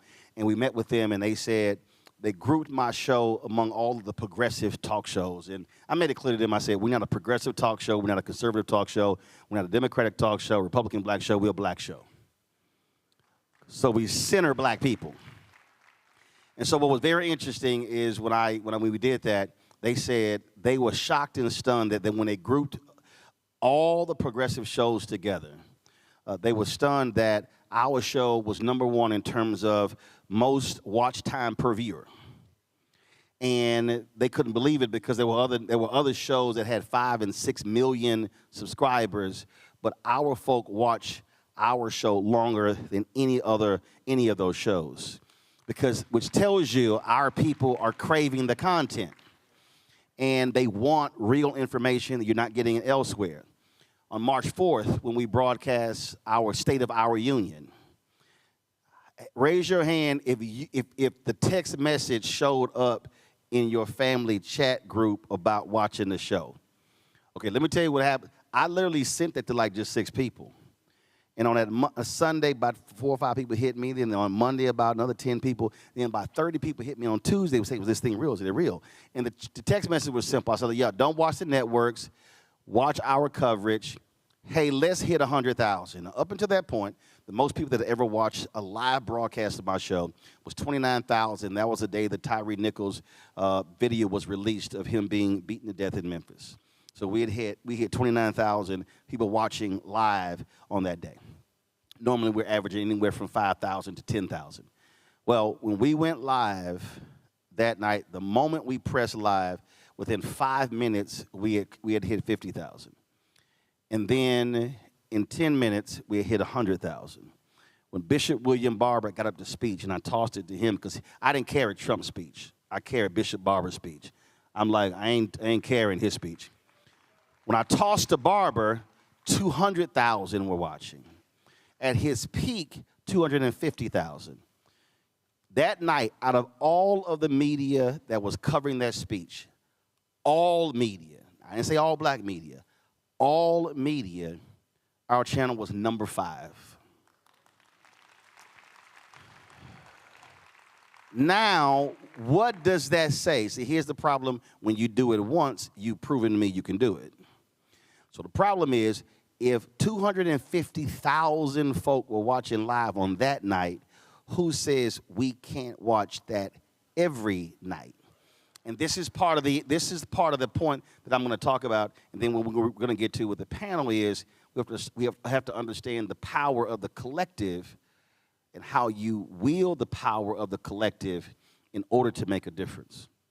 And so we showed it on that night, and they were stunned by that number. And then my girl Tiffany Lofton was putting on a conference for college students, and on that show she said, we got a conference, we're trying to get these 35 students from Florida A&M here. And I said, how much money y'all need? And she's like, well, I said, okay, we're going to keep talking. You figure out how much money you need. The first lesson in that is when you say you need something, always be prepared to state what the actual need is. Not what I want, what I need. So about 5 minutes later, she said, all right, so she said, we need 39,000. I was like, got it. I said, so the show we going to do 20. Audience responded. When I drove home at 2:30, she hit me. She says, Roland, she says, we raised $84,000. Because when we did it, it was midnight, 100,000 was still watching. So the point there is our audience is craving information, but you actually have to build it. You actually have to maintain it. Then we have to continue to support it because everything costs. I mean, right now we are live streaming this event on the network. Y'all saw me doing the show earlier. I had Governor Wes Moore on the show. We covered the funeral of Congressman Charles Rangel. And then we're carrying this live. And this is the whole point, because if you don't create the network, then folk who are not here can't see it. And so we are so caught up in white validation, let me be real clear. We are so caught up in white validation that we don't think it's real if CNN, MSNBC, ABC, NBC, CBS don't cover it. So we're begging them to show up, and they rarely do. And we're now living in a digital world where you don't even need them to show up because you can literally do it yourself. So I wanted to say that. So let me segue into my comments. And as I said, when we talk about the power of collective, April 3rd, 1968, when Dr. King gave his final sermon at Mason Temple, if you go back and listen to, first of all of you need to go back and listen to and read the sermon. Because far too many black people, because I get sick and tired of this on MLK Day and then Black History Month, we love playing the mountaintop part, which is a 2-minute part at the end of the speech, but there's another 41 minutes of that speech. And in that sermon, he talked about black people being individually poor yet collectively wealthy. I just gave you the example. There were people who literally said, and I had a seasoned saint who stopped me at the Atlanta airport. She saw me. She said, oh, my God, I love your show. And she said, all I have is this. And so she had this dollar bill. Actually, I took a picture and put it on social media. She had this dollar bill that was folded up and looking like a flower, a bird. And so we took a picture, and she said, this is all I have. Her dollar is just as important as the person that gave us $10,000. Because in order for us to hit that 4 million number, it's a whole bunch of dollars and 5 and 10 and 25 that's a part of that. That's collective. King said, if we are to move properly, we have to do so as a collective. Now, even though I was live on the show, I'm totally multitasking, so I was listening to y'all pre-discussion. And I heard lots of folk complaining about what we need to do and who's not doing this and who's not doing that. But what most folks never do is get a mirror out and then say, what are you doing? And then, what are you doing and how you can get with another person? Now you got 2, now it's 4, then 4 is 8, then 8 is 16, then 16 is 32, and it goes from there. I spoke at my parents' church in Houston, and brother came up to me. He said, man, I wish this place was packed. So it seats about 3,000. You probably had about 500 or 600. I said, first of all, I don't talk to empty chairs. I talk to the folk who are sitting in chairs. I said, now you're concerned that there was only 500 or 600 here. I said, yet if the 500 here go tell one person next month, y'all will have 1,000 sitting in the room. Then if 1,000 go get one person the next month, now it's 2,000. By the 3rd month, you won't have capacity. So you're complaining about who's not here, but did you bring somebody with you tonight? And so that really has to be our focus when we talk about where do we go from here? How do we begin to move? You see this happening right now with the boycott of Target. But not just Target, so many other companies. All of these companies, they desire our money, but as King said in that sermon, he said, if you're not doing business with us, and then at one point he says, Jesse, what do you call it? He says, we're going to redistribute the pain. He said, the garbage workers are experiencing pain. Now we're going to redistribute the pain. I've had people say, well, why are you calling specific companies out? Go back and listen to that sermon. King names 4 specific companies. But then after he names the companies about boycotting, he then tells the black folks assemble, then you need to also be supporting black institutions. He says the SCLC opened an account at a black bank. He said you need to be getting policies with a black life insurance company.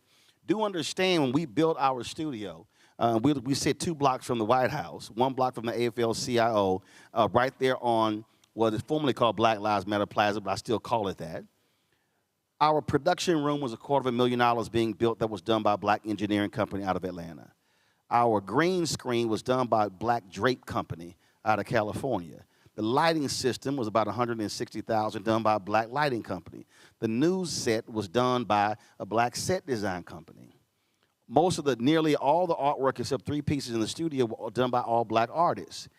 So I was intentional on making sure that money given by black people to a black media company then uses black vendors.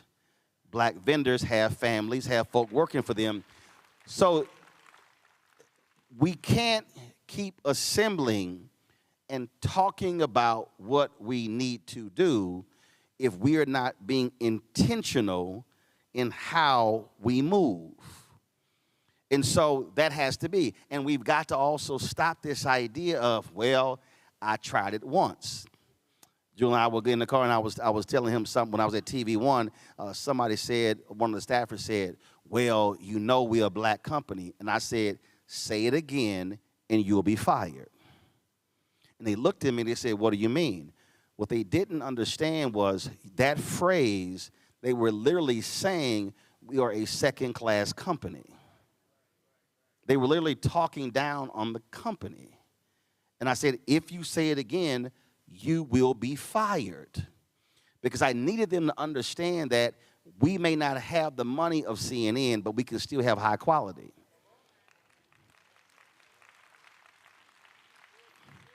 And in fact, that was so crazy, I did a panel with Procter & Gamble, the National Underground Railroad Freedom Center in Cincinnati. And on the panel, the brother sitting next to me, he owned a barbershop in Cincinnati. And he really thought he was being positive. He said, y'all, we really got to support Roland Martin Unfiltered. This is literally what he said. He said, now, it's not going to look as good as CNN. I was like, ho. Now, we in church. I ain't going to tell you the second part of what I said. Just understand he got cussed out right there. I said, hold up, bro. I got 4K robotic cameras in my studio. I said, no, bro, I'm supporting. No. You literally just said it's not going to look as good as CNN. I said, they may make $1 billion in profit. I said, but a 4K camera is a 4K camera, and if you got good lighting, you're going to look good. But he literally articulated that, and he didn't even realize that he was actually degrading the product, but he thought he was praising. So if we're going to have these discussions about the state of Black America and what we need to be doing and where we need to be going, then there has to be what I call, John Hope Bryan says Black America needs a reboot. I say, no, Black America has to be reprogrammed. There has to be a reprogramming. And that's the real thing. So, and the reprogramming literally has to start with an individual. So you can't have a great America without 50 states. You can't have a great state without a great city, cities, cities, neighborhoods, blocks, streets, houses, and then one house, and then at least one person in the house, and then one person in the house, first of all, affects to create an effect of the people in the house. So then it goes house, neighbors, block, street, block, neighborhood, city, state, country. So if we're having the conversation, it literally has to start with each person that is sitting in the chair, where you have to make a decision, leaving here, how are you now going to operate? And then when you come back next year, you should be doing a personal annual report. So what companies do, and churches do this as well, and say, this is how the company did in the last year. So they give an annual report. Well, too many of us don't do annual reports as individuals. So you come to these events, and we do them all the time, and we love having the conversations, and I dare you to go to YouTube and go pull up all of those State of Black America conversations Tav has had, and go listen to all of the people who were on those discussions. And then I want you to listen to what they all suggested what we should be doing. And then I want you then to do, while you're watching it, then go, did any of those people do the same thing that they were actually talking about? And the answer you're going to discover is probably about 90% of it was rhetoric, and it amounted to about 10% of action. So no matter what happens up here in this fireside chat, you have to make a conscious decision leaving here. What are you prepared to do? And then how are you prepared to lead your family, and then lead your neighbors, and then it sort of builds from there. And so we are a part of organizations. And what I'm about to tell you, understand, I said this directly to the last 5, 6 Alpha presidents. I said it to the Brotherhood at our convention in Baltimore, and I said it to all D9 organizations, and I've said it to the Boule, and I've said it to the Links, and I've said it to Prince Hall Masons, and I said it to Eastern Star. I'm not interested in walking around in our colors talking about how great we are if we've never leveraged our organizations and we've never showed up in mass at a city council meeting. And let me just show you how easy this is. If the city council meets once a month, that's 12 months. There are 9 D9 groups. If you add Prince Hall Mason, Eastern Star, and add the Links, that's 12. That means each organization, all they got to do is show up to one council meeting in the whole year. And so now if you say, okay, let's go a county commissioner, that's one county meeting the whole year. And then let's one school board meeting the whole year. So all you're doing is asking folk to put their colors on, and I need you to understand, do you understand what would happen if all of a sudden 200, 300, 400, 500 folk in black and gold and pink and green and red and white and all these different colors showed up every month? Trust me, even the black elected officials be like, okay, I don't know what they're doing, but because that's votes. So we sit around and shout out how great we are doing, but if you actually look at what we do, we're having internal conversations. My wife is a Delta. I was like, I don't know what y'all meet about. Y'all meet too much. And your meetings are too long. I'm being straight up. If it's a Delta, y'all know I ain't lying. I told y'all national president, y'all meet too much. So if we're meeting so much, what is the result that we're meeting? And is it internal business or is it external business? So maybe the reason people feel the way they do who are not in Greek-led organizations is because they ain't never seen us outside of a party or an internal meeting. So maybe if they saw us in our colors in the community moving different, they gonna respond differently. And so the exact same thing happens with churches. They are in their men's group, their women's group. We got all these different groups. So how do 10, 20 church men's group move when it comes to black men? I'm not saying wait on pastor to do it. It's communicating with other folk. And so I need us to completely change how we are approaching moving in our communities, because right now it's not working. I'll close with this. Last night I was in Memphis yesterday for the 32nd annual Juneteenth freedom celebration. And the preacher that he talked about, he said, our mayor, who's black, he talks about how Memphis is the blackest city in America. And I literally said, I followed that, I said, but you're one of the brokest cities. I said, so how can you be a city that's 62% black? You've had 5 black mayors, 3 elected. You have all this black leadership. I said, and your contracts are less than 10%. I said, that's a problem. And so I want us to, again, the outcome tonight is to be thinking completely different about how we're going to approach this conversation. So let's get it going.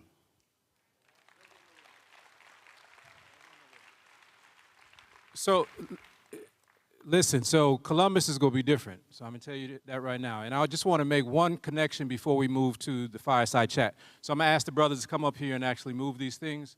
So just how this works, and people see Roland as a public figure, which he is, but, you know, I wouldn't share this, but I think you shared it. I know you shared it the last year. This brother literally, so the reason why he's here is also because he's a personal figure, too. This brother literally last year, we sat in the car and talked for 5 hours straight after the State of Black America event. This is a busy man, right?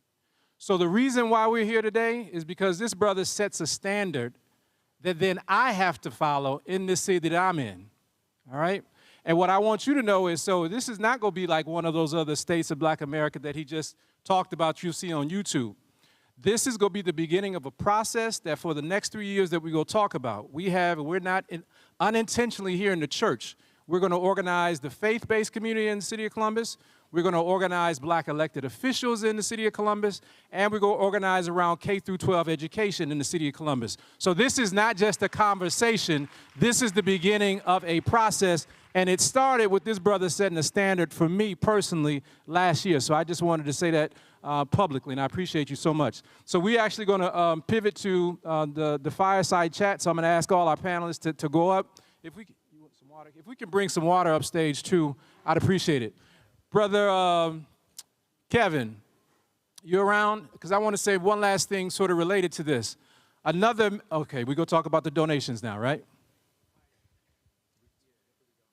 1, 2, 1, 2. Let's try this. 1, 2, 1, 2, 1, 2. All right. So, first of all, can we give it up again for Roland Martin, y'all? All right. This, we all know a lot of people have great ideas, but the work is a real thing.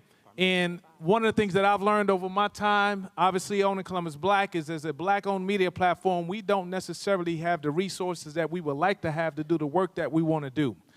And so when Roland talked about what he's been doing, you all will notice right now, and there's a QR code on the screen, right? If you scan that QR code, it's going to give you the opportunity to contribute toward the work that he's actually doing, right? One of the things that we recognize is that as Black-owned platforms, entrepreneurs, Black-owned businesses, we tend to be like a lot of our community, under-resourced, undercapitalized to do the work that needs to be done. But today, you all have the opportunity to participate in helping to support what you see him doing every single day for our community. So feel free. It'll be back on the screen a little bit later. You can scan the QR code. You'll have the ability to donate at different levels. We appreciate the work you're doing, Roland, and we'll turn it over and get ready for the panel discussion now. All right. Does everybody have a microphone for the most part? All right. Everybody got one? Okay. Mike, so we're going to go from that end, coming on down. Introduce yourself, your title. Tim Clark, Senior Minister here at First Church.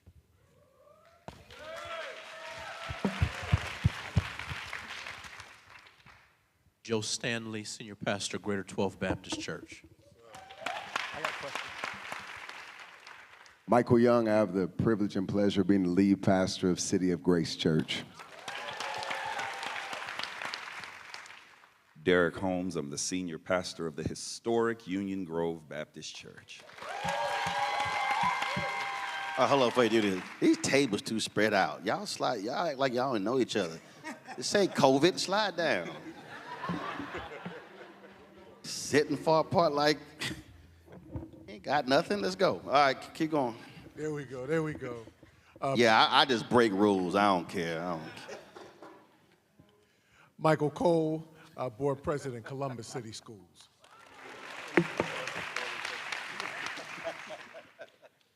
And once again, I am Shayla L. Davis, President and CEO of the Ohio Legislative Black Caucus Foundation.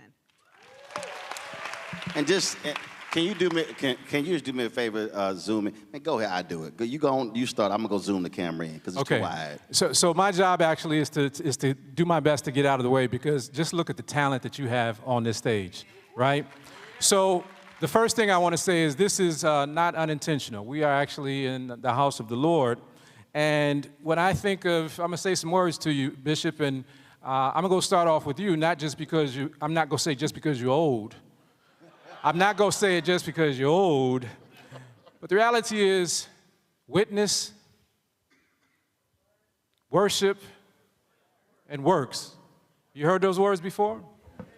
I know you've heard those words before, Bishop, but just talk to us a little bit about this idea about why those are not just words, but when we think about the tradition of the Black church, why this conversation, and particularly in this particular moment, regarding the state of Black America, is so important when it comes to our history in the church and how we think about hope, if you wouldn't mind.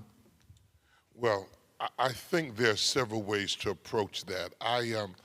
Last week, I had the opportunity to speak at Anderson University in Anderson, Indiana, for the National Preaching Clinic. And it was an audience, a congregation, almost evenly divided. And Dr. Cheryl Sanders and I were sharing in a setting somewhat like this.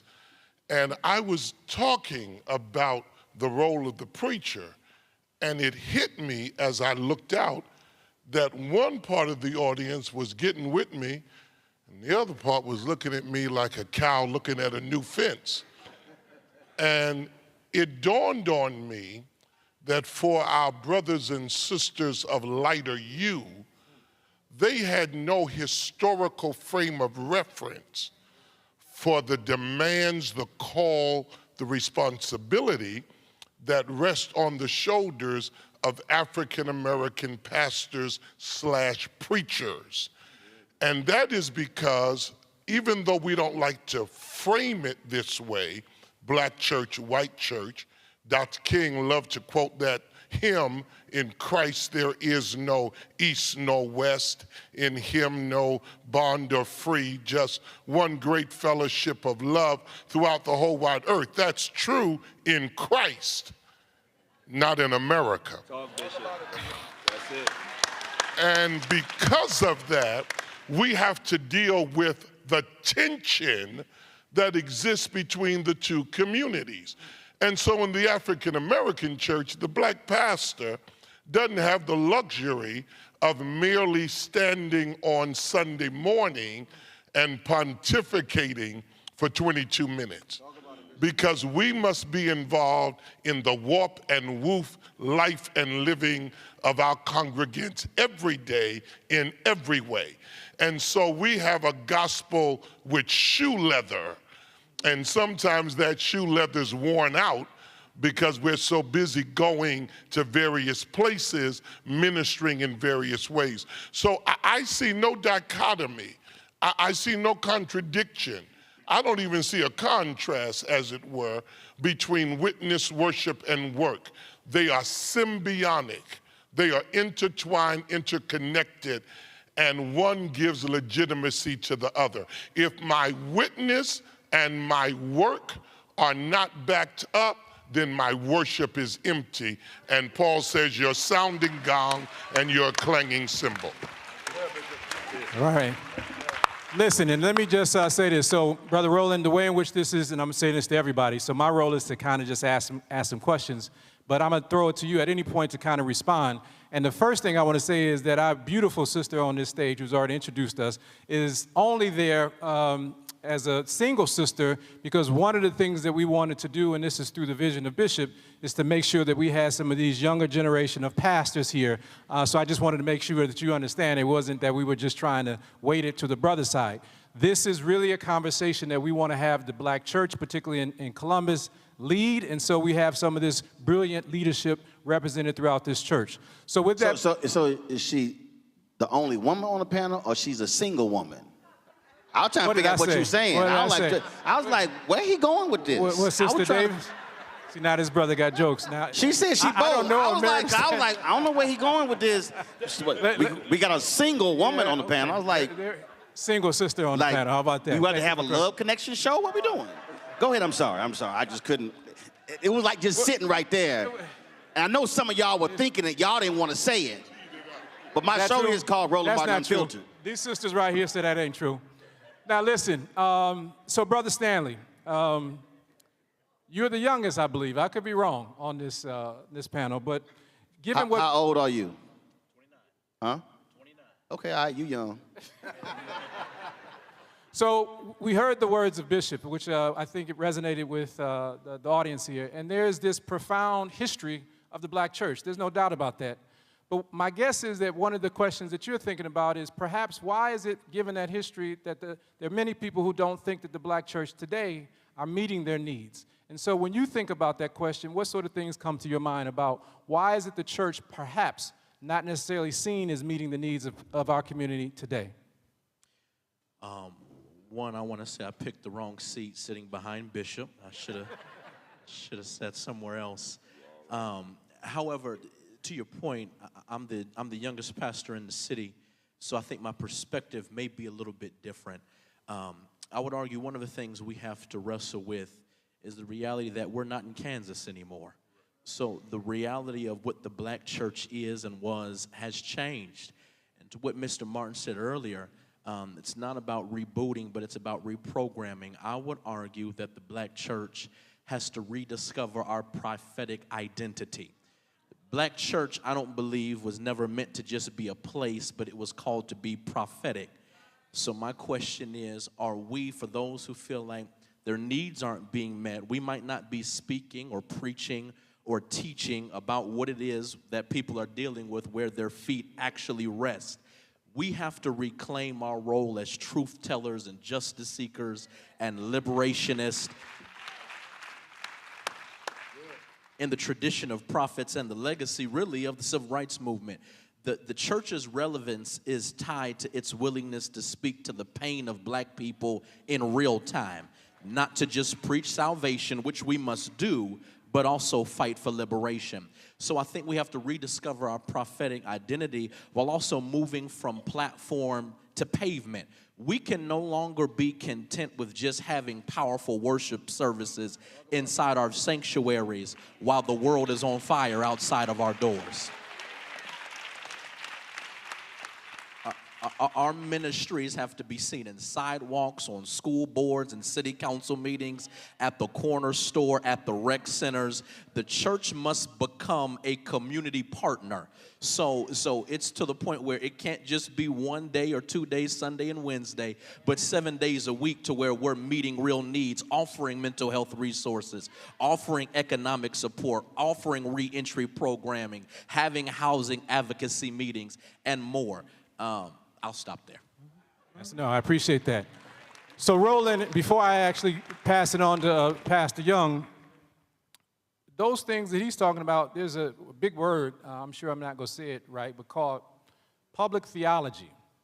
And you had Brother William Barber for your state of Black America.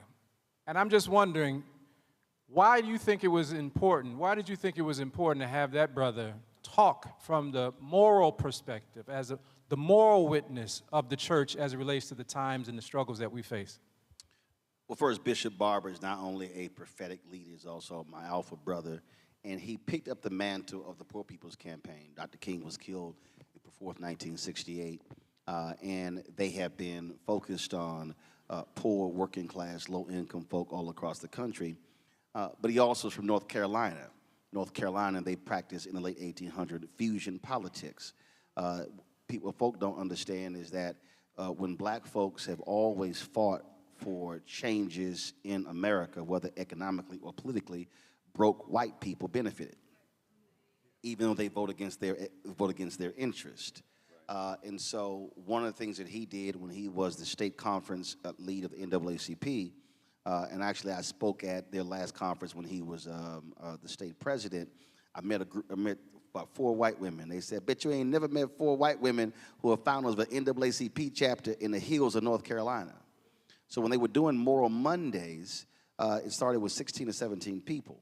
And then it just expanded to 1,000. He told me a story. He said they were at a parade, and he said this redneck walked up to him with a Confederate flag draped around his neck, but he had tears in his eyes. And he had, Bishop Barber, we don't agree a lot. He said, but I got to thank you. He said, because y'all's fight for rural hospitals is impacting me.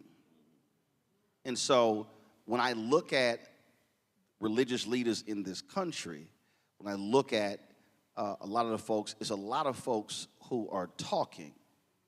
It's a lot of folks who are, like, whenever somebody tells me, they say, man, that was a great, man, Pastor preached it.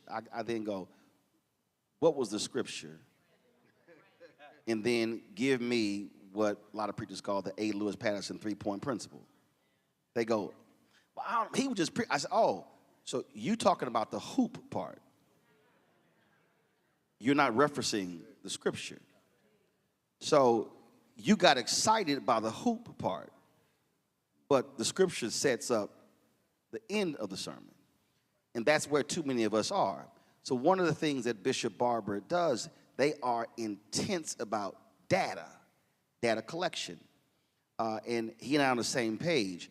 I have no problem saying it, out of all of the civil rights leaders, pastors that I've dealt with over my 20-plus year career, he is the only one, and I'm saying this very clearly, the only one that understands organization, mobilization, and data.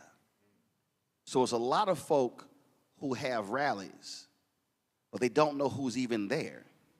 They've collected no names, no phone numbers, no addresses, no emails.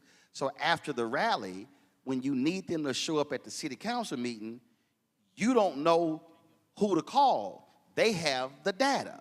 So they can send the text message, we need 50 of you here, we need 100 of you here. And so he and I talk a lot about this because that is one of the greatest failures of black leadership, is that oftentimes it's emotional, but it's not data-driven.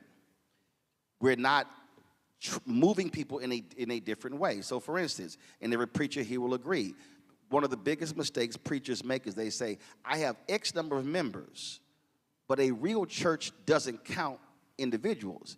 They actually say, I have X number of families, because a family isn't transient. Mom, dad, kids typically stay. Now it's multi-generational. So real preachers say, I have X number of families, which is more indicative of the strength of your church than individuals. And so the data is important. And so that's what he's focused on. What they're now doing, when they break apart the big, beautiful bill, which is more like a BBL,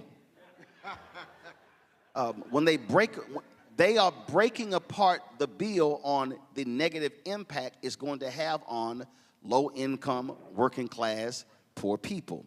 He is trying to galvanize the 100 million plus working poor folk in this country.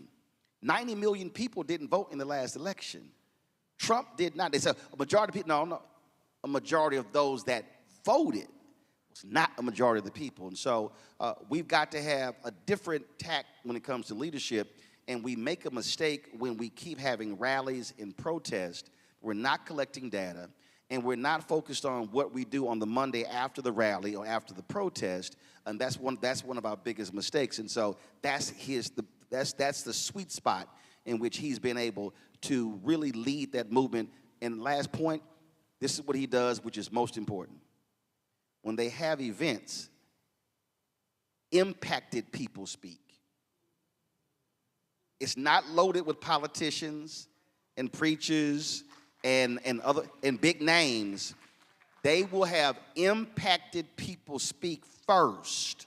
And if you are a big name, you have to sum up what the impacted people said, and it's a whole lot of national civil rights leaders and others who won't show up to his major events because he tells them it's not here for you to give a speech. We need to hear from the impacted people. He wants the voice of the poor, and that's why Biden never met with him, because the White House wanted Barbara to meet with Biden, and Barbara said, no, I got to bring impacted people with me so you can hear directly from these poor people and not from me.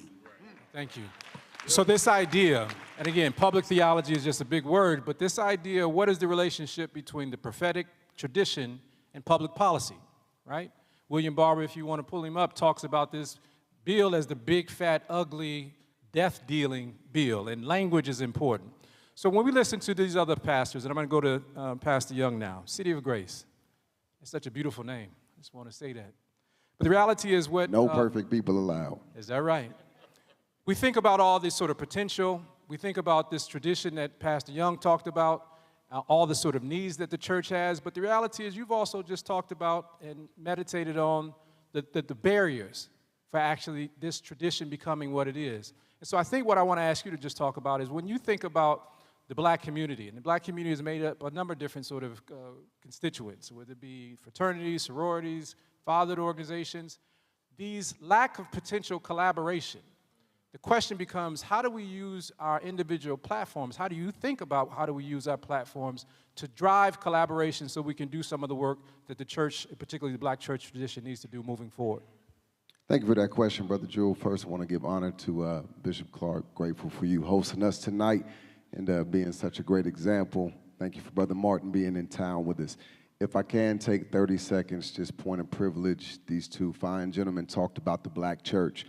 And anybody who knows me personally and knows me intimately know that I'm a defender of the black church, especially because we see a significant migration of some of our most gifted individuals leaving the black church in favor of the white church. Now, I'm not saying that the black church is not exempt from growth opportunities and maybe even points of criticism, but I would put the black church's resume against any other ethnicity's resume as it relates to the uplifting of our community every single day of the week. So I'm constantly asking the question, why would you take your time, your talent, and your treasure and support an entity that is never going to do anything of significance for your community? You know, it goes back to the old adage, and Brother Roland spoke to this earlier, we just look for white affirmation. There was a story that somebody said white ice was colder than black ice. And they said, what do you mean? They said it was a ice shop that was owned by a white man on one side of the street. There was an ice shop that was owned by a black man on the other side of the street. People went to the white shop, tasted their ice, went to the black shop, tasted their ice, and then they took a survey. And the conclusion was the white ice was colder than the black ice, right?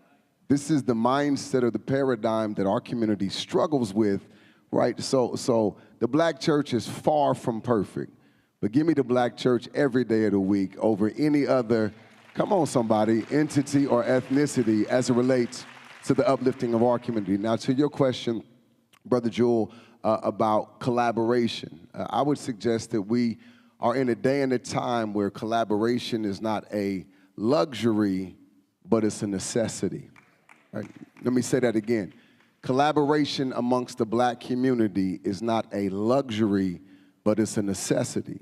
One of the reasons is because those who seek to pull down, tear down, disenfranchise the black community, they're already unified.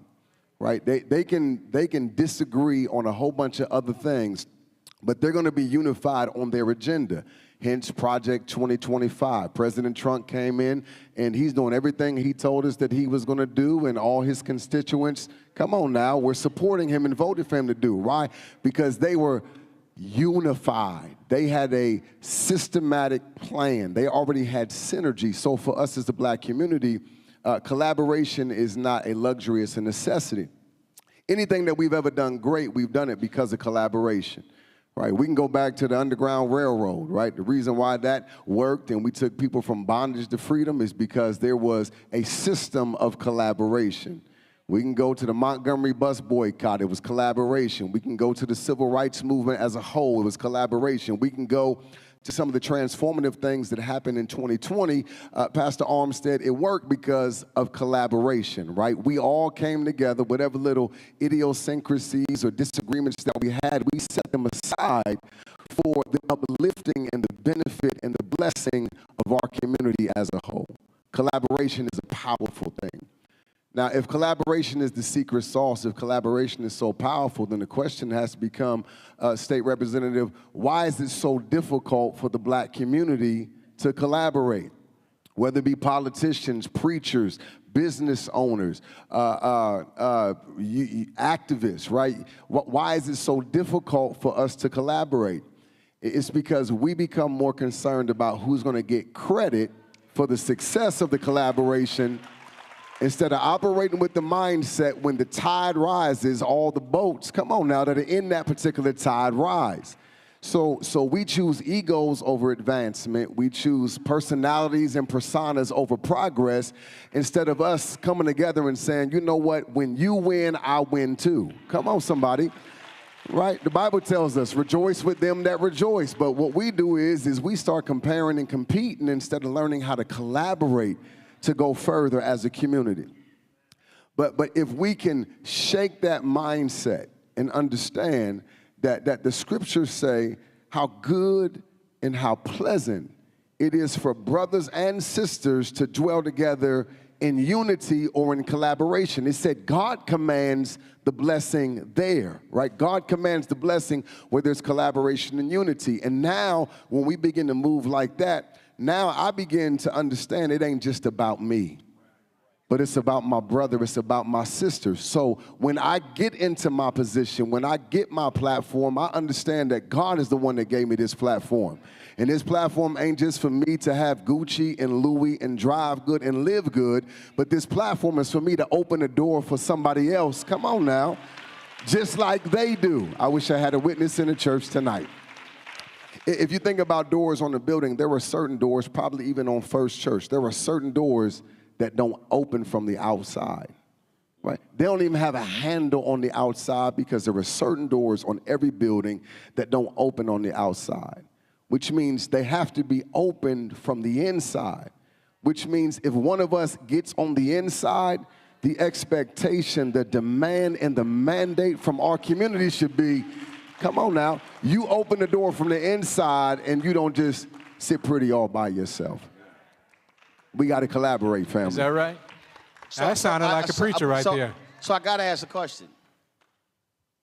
Name me the last major initiative that the black church moved as a collective and achieved a desired result in Columbus, in Ohio, in America, in the last decade?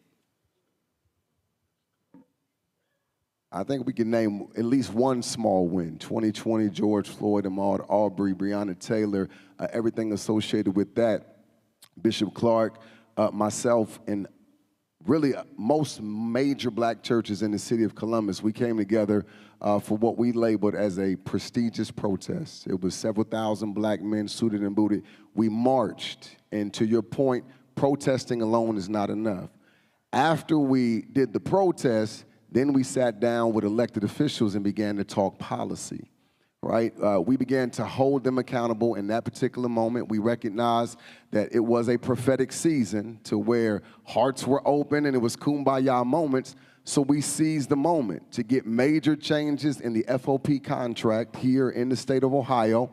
The one that is here in Columbus is the model for the one that is used around the nation because it warranted the greatest protection for law enforcement officers. However, in that moment, we utilized the momentum of those protests, policy discussions to get the charter changed here in Columbus to now hold police officers more accountable for what it is. In addition to that, the pressure that we put on the police chief in that particular moment, who was a white man who really had no had no cultural competence. Yeah, no cultural competence. I covered. Yeah, I you covered follow the me? story. Yep. So as a result, our mayor, I commend him for this. He hired a black woman to be our police chief. Her first assistant chief is another black woman. They put together a strategic plan to buy out the old culture, right? It was a $3 million investment from our city, but it was $3 million to invest in buying out a systemic culture in our police department. That was 2020. 2020. And then what was the follow-up to ensure that those things are happening? Was it what happened in 21, 22, 23, 24? Yep. So we actually established a civilian review board here in No. Columbus. I don't mean the civilian review board. I mean the preachers, the churches. I'm going here for a reason. So that was the issue. You moved together. You collaborated to get that done. Did the group then go, what's next? Or was it just that? How was it sustained? How was the collective movement of the preachers sustained to take on other issues? So here's what I can, you want to answer it historically? Go ahead. No. I don't want historically. I want 21, 22, 23, 24, 25, because that's the point of how you even started. Yeah. We do something one time, and what we then don't do is say, what's next? The beauty of Montgomery, it was the sisters in Montgomery that actually started the boycott. It was the sisters. And then it was a one-day boycott. Then they went 5. Sure. It lasted 382. After that, they then went, what's next? And so in order for us to achieve the point of, talk about State of Black America, is how do we continue the collaboration after George Floyd to the next and the next and the next, and you build upon that. That's why I'm just asking, did that happen? Well, I think that you're going to be excited about what we're going to be doing in the future. So I'm not sure if we, we can go back over that time period. But the reality is exactly what we're doing tonight, and we're going to actually look at the goals and objectives, the 3-year plan that these bishops and pastors have actually worked on in advance of this is exactly the type of work that you are actually talking about moving forward. So if somebody wants to talk about those couple years, I'm going to open that up, but I'm also going to say that what we're really interested in is doing exactly that moving forward. You referenced the fact that I'm old. Old. And I wear that proudly. I am the oldest person up on this stage. And so how old are you? Almost 70. Okay. Yeah. Name it. Don't be almost, what is it, 69, 68, 68.5? Right there, that one. Okay, all right, okay. Let me, because these are my sons and brothers and nephews. And as Jules said, when he came to me about this tonight, I said to him, Jules, at this point in my life and ministry, I don't need anything. I've spoken at every major convention, every major platform. I have every major preacher's number in my phone. This isn't about me. I'm trying to make sure this next generation of preaching prophets are heard. That's why they're up on this stage. I also said, you don't mind me putting our business in the street. We met yesterday. I said, hey, Jewel, Kevin, great list. I don't see no sisters on here. And we've got to make sure our sisters and our daughters are represented on this. So let me quickly say, Brother Roland, I hear you, I agree with you. And if you look at the Montgomery bus boycott, I wish we could say the Poor People's Campaign, but Dr. King's death put us in such traumatic shock. Absolutely. Poor Dr. Abernathy and Jesse, Andy, all of them, they were traumatized. So what could have happened in the Poor People's Campaign just didn't, which is why Bishop Barber is so important and significant, because he's lifting that. I only bring that historical perspective to say that what we're building on here in Columbus, Franklin County, is next-gen leadership. How do we speak into them, empower them, engage them, so that they are equipped to go out and continue to build on what we've done? But I do think it's important we do not minimize what that Civilian Review Board will do and what it meant to buy out racist police officers who didn't live in this city and saw black people, particularly black men, as objects of scorn and fear. Moving them out has changed the whole trajectory of how we police in this community. So the reason why, I said that, Martin Depp is a white pastor. He was on the executive committee of Operation Breadbasket. Yes, sir. His book is amazing, and he's still alive. This is what he said. He said of all the amazing campaigns of Breadbasket, he said the greatest mistake that they made was the follow-up. So they would push, protest, get a deal, and they succeeded in lots of different deals, but they failed with the monitoring of the deal. So the reason I said that is because we come together to do that one thing. My point again, when I say when 250,000 watch, what then happens if we say, okay, all right, brothers and sisters, we did it, what's next? Then attack, then what's next? What's next? So in order for us to achieve it, we have to have sustainability. Yes, sir.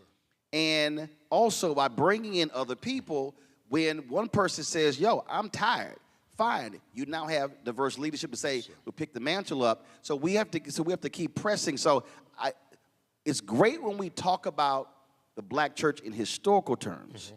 The fear that I have is 50 years from now, we'll still be referencing Montgomery and not anything in 2025. In this time.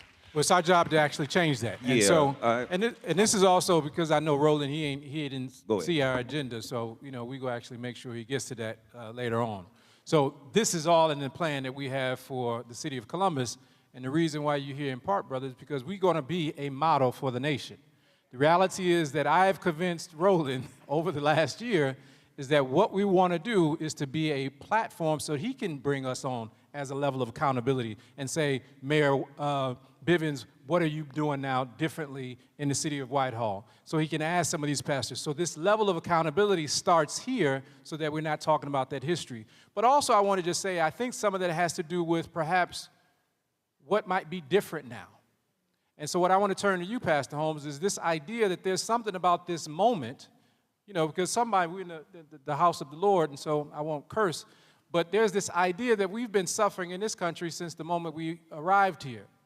But the reality is something feels like it's different now with this current administration. And so this idea of what is the role of the church, the role of education, the role of black elected officials seems different given what's happening now. So I want to ask you, just when you think about the moment now, you think about reimagining what can happen, thinking about what could be a black social agenda, why is it important for us now to actually think about this particular moment, in your opinion? I appreciate the question, and to Bishop and to all of those we're sharing on the stage with, really an opportunity. Real quick, I'll go backward to go forward, because I appreciated what Brother Roland mentioned, and it's healthy to have that type of accountability around being strategic moments as opposed to movements, because Pastor Young is so humble. He didn't say it. I very much feel like bragging on the black church. And an example that's in line with what you're saying.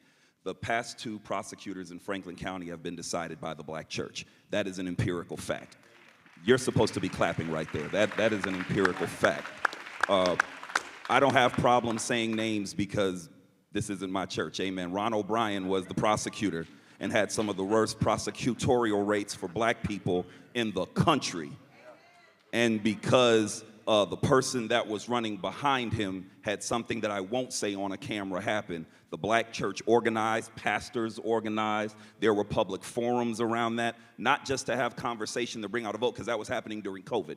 And so when that happened, there was literally technology advances where it was happening on Zoom and all these other things, not just to have conversation with the prosecutor about who was next, but also to create accountability. From that, there were a group of clergy that met with the next prosecutor when they were there to say, okay, we're so glad that you came to our church. Now let's talk about the lack of representation in the office. Hey, let's talk about the way in which when you try young people as adults, that type of thing happens. And we're going to get on your nerves until this changes. And when you stop talking to us, if you don't listen to us now, then I promise you, you'll feel us in November. That literally happened.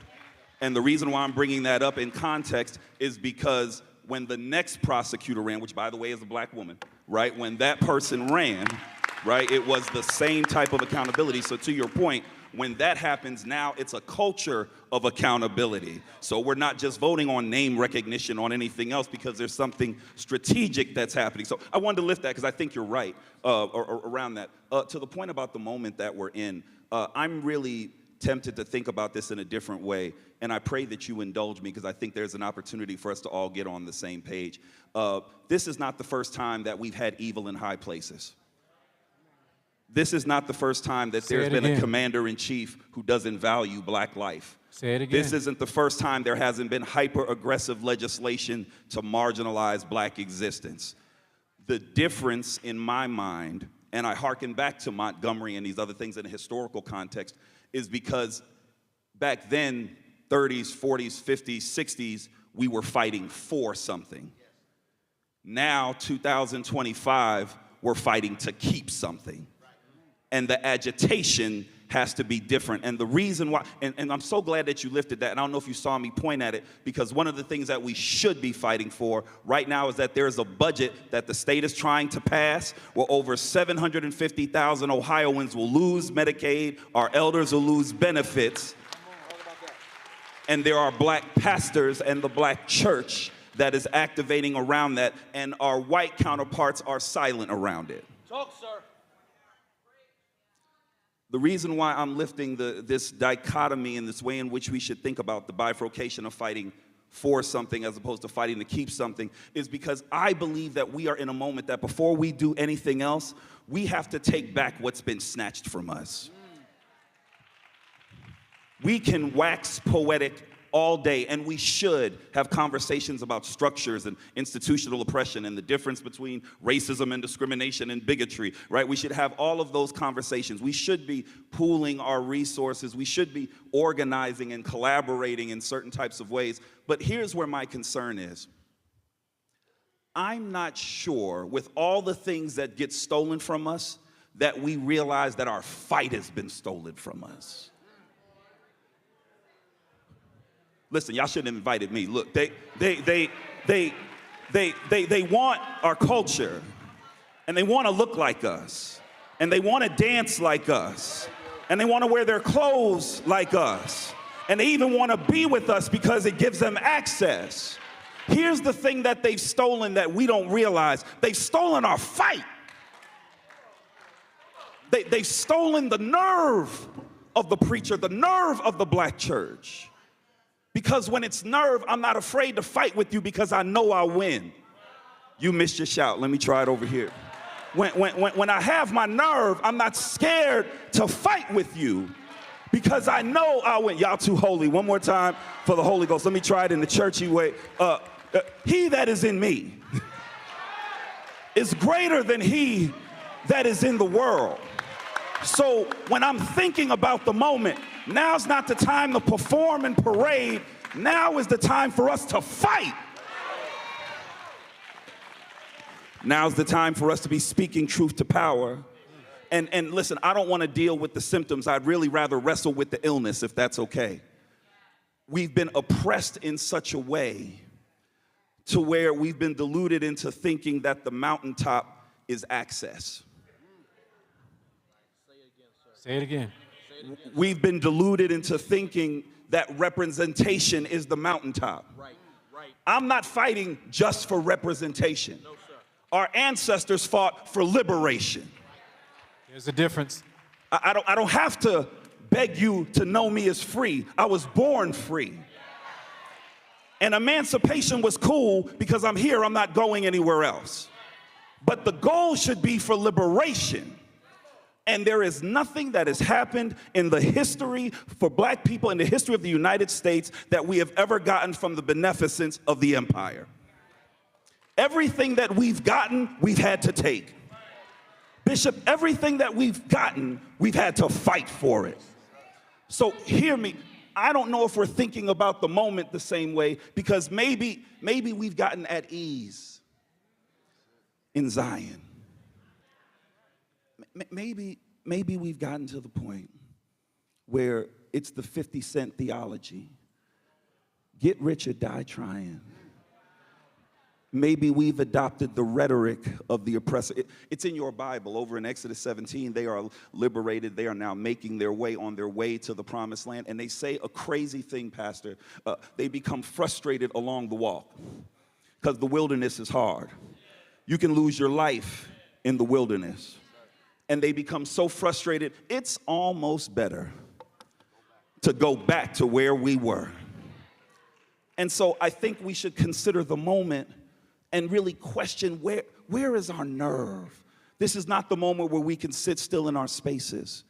This is actually the moment where we have to fight. And if it makes somebody uncomfortable, and if you lose friends, and if you don't get invited to dinner, and if you have to find another situation to be in, I feel like it tonight, if you have to find another church to go to, if it means that the organization don't call you as much, it doesn't matter because I'm trying to make it to what God has for me.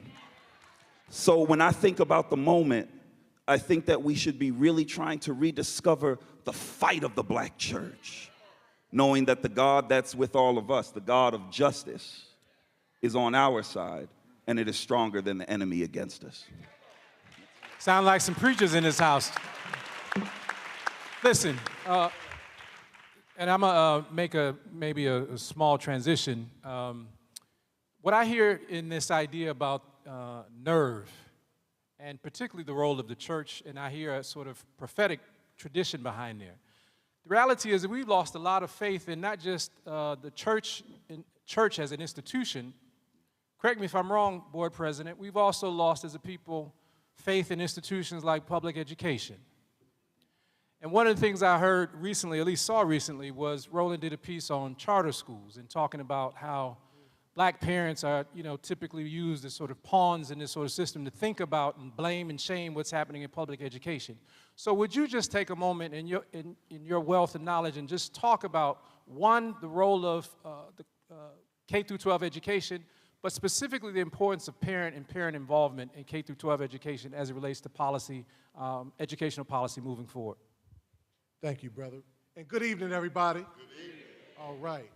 Let me start first and foremost by saying what board members are responsible for. Most folks don't understand what a board of education is responsible for. We're responsible for GPAs. We as board members are responsible for GPAs. Albeit we're not in the classroom, we're not providing instruction, we're responsible for what is generative in our organization. We do generative work around hire and fire and retire of executive level leaders, of administrators, teachers, right? We appropriate, we create policy. We create policy. Wrote one today. We create policy. And the last is we appropriate. We do generative work to run the district. That's legal, that's any number of things that fall into many of our laps that don't even in certain other parts of local government. We do policy and we do appropriation. We have a budget. We're working with a budget at this point in time that is seriously threatened to be cut by possible $600 million between the state and federal government. Listen, what's happening in our school district and school districts around the country, there are 13,000 of them. What's happening is that we're seeing this loss of faith in our institution in large part, and this is where I'm off our counterintuitive approach to it. How much do we culturally value it? How much do we give real cultural value to our education, pre-K through 12? How many of us, irrespective of what our situation is, and this is not indicting, it's an opportunity for us to do some inward work, some me work, to figure out how we succeed with our we work. We got to do the me work first. What have I done as the parent? What have I done as the volunteer? What have I done in relationship with the school to get to know what schools are offering, to get to know how students are performing? If I were to ask you, back to this GPA question, if I were to ask you a question about Columbus City Schools' 2025 cohort, what their average GPA was, what would you guess? Throw out a number. 2.5, 2.2, 2.3. Okay, now that's a C average. It would surprise you to know that your graduating cohort, and a cohort in the state of Ohio is 9th grade through 12th grade. Students who started in 9th grade and finished together in 12th grade. That graduating weighted GPA is a 2.7. That's a B average in the state of Ohio. Now, listen, there's work, there's continuous improvement opportunity. But any of us who understand education know very well that this ain't no 100-yard race. This is a marathon. This is a 25K. And for some of us who didn't put kids through college, we understand the work still continues on after that, amen, running alongside them. I ain't getting no amen on that one. You taking care of their cats and paying their bills.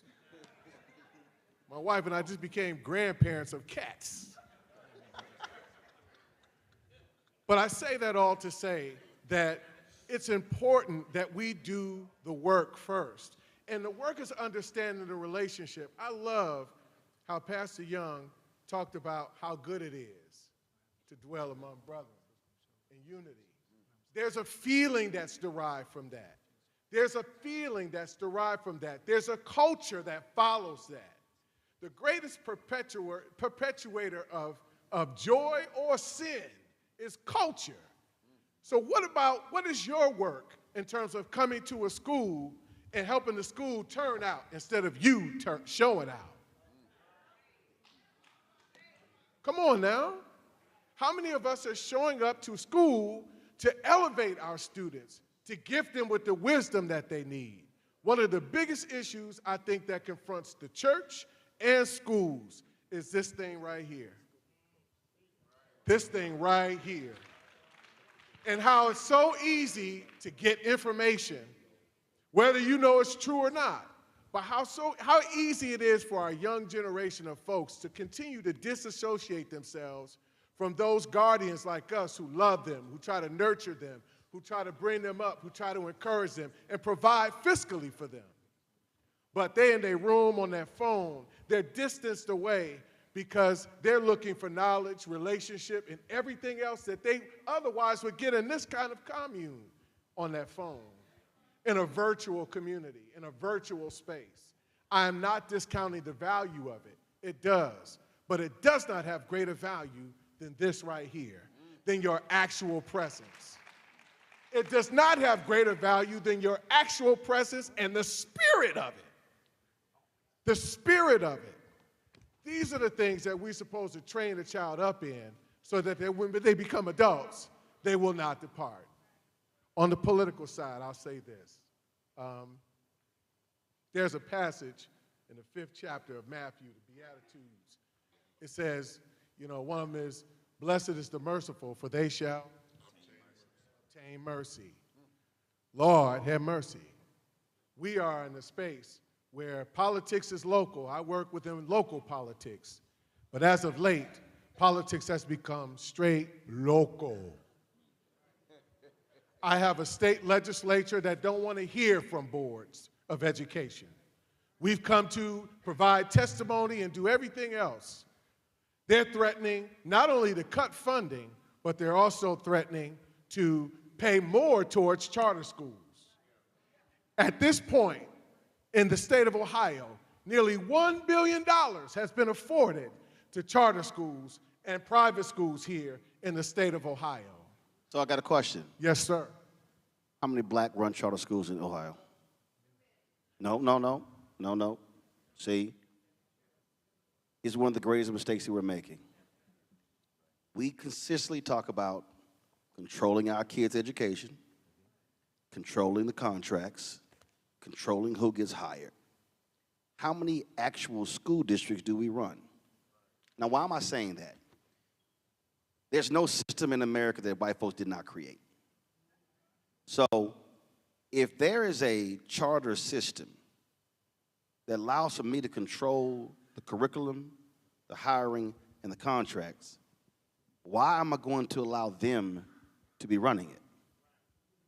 I've spoken all across the country to support charter schools because I want black people running them, controlling it. Now, I believe in all forms of education, but if there is a system that is being created, I'm not checking out of the process. Now, I hate sorry charter schools. I want them out of business. I want sorry operators out. But here's what I'm saying.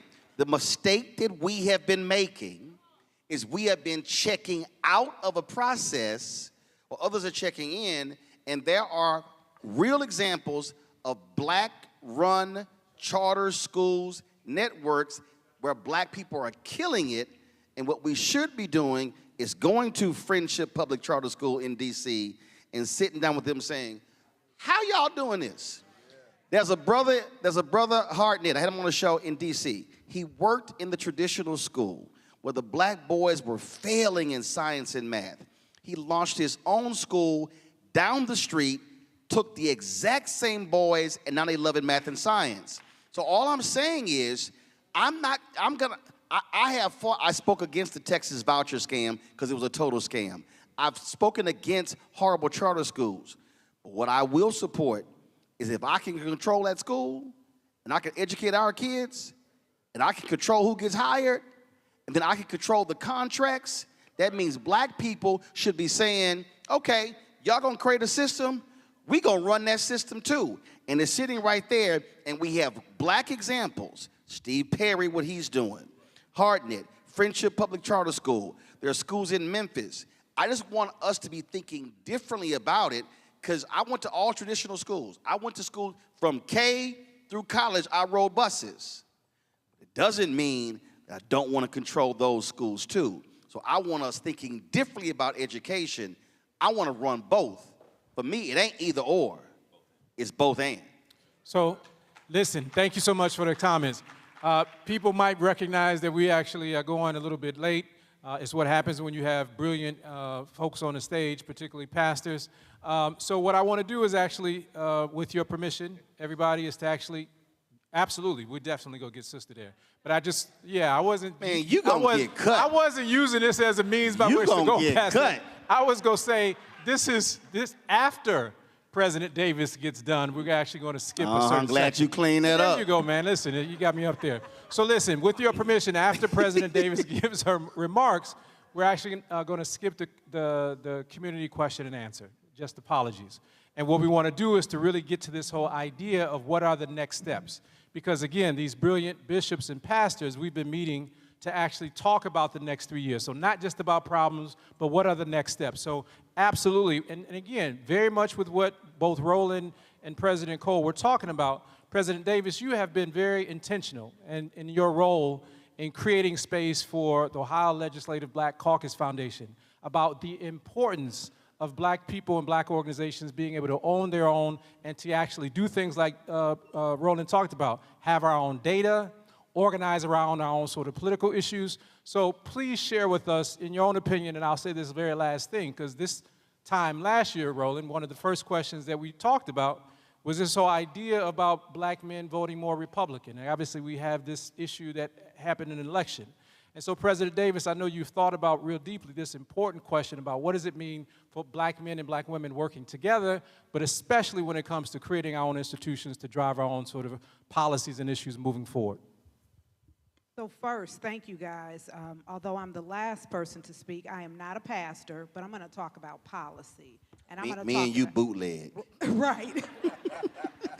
And I'm going to talk about my love for black people and black Ohio and why I sit here today. Political things happen, which is why I'm no longer in office. But to your point, I chose not to go home, right? I chose to do something different from the outside in. And I have to give a real shout out to Representative Dontavius Geralds. I remember he called me. This was probably in August of 2023. I left office December of 2022. He said, I need you to do something for me. I said, what? Because he always wants something. He said, I need you to apply for this position. I need you to take over the Ohio Legislative Black Caucus Foundation. I said, nope. He said, what do you mean? I said, I don't want to be bothered. He said, sis, I need you to do this. We need to elevate our work from the outside in. I said, I'll think about it. So I applied for it, and I got offered the position, which is how I am now the president and CEO of the Ohio Legislative Black Caucus Foundation. But what I'm not about to tell you is this fluffy story. I'm going to tell you the truth. It was a dying organization, extremely underfunded. To be perfectly honest, with no funding. You know where I went wrong? When I interviewed, I did not ask, what is the budget? Now, I've been a chief. You ain't asked about the budget? I did not ask Girl, about that's the budget. first mistake. Absolutely. You always ask about the money. Absolutely. But my passion was for us, and I was determined to turn it into something. So I started working on a strategic plan. I started thinking about and projecting and having the vision for where we needed to go, how we could be a convener across the state of Ohio for every entity, for pastors to come in, to talk about police brutality, for educators to come in, to talk about what's happening in the school district and at our charter schools. One thing I will share with you guys that is in the current budget that our white Republican legislators, and a black one, wants to do is to decrease accountability for our charter schools. That is a problem. That's the issue.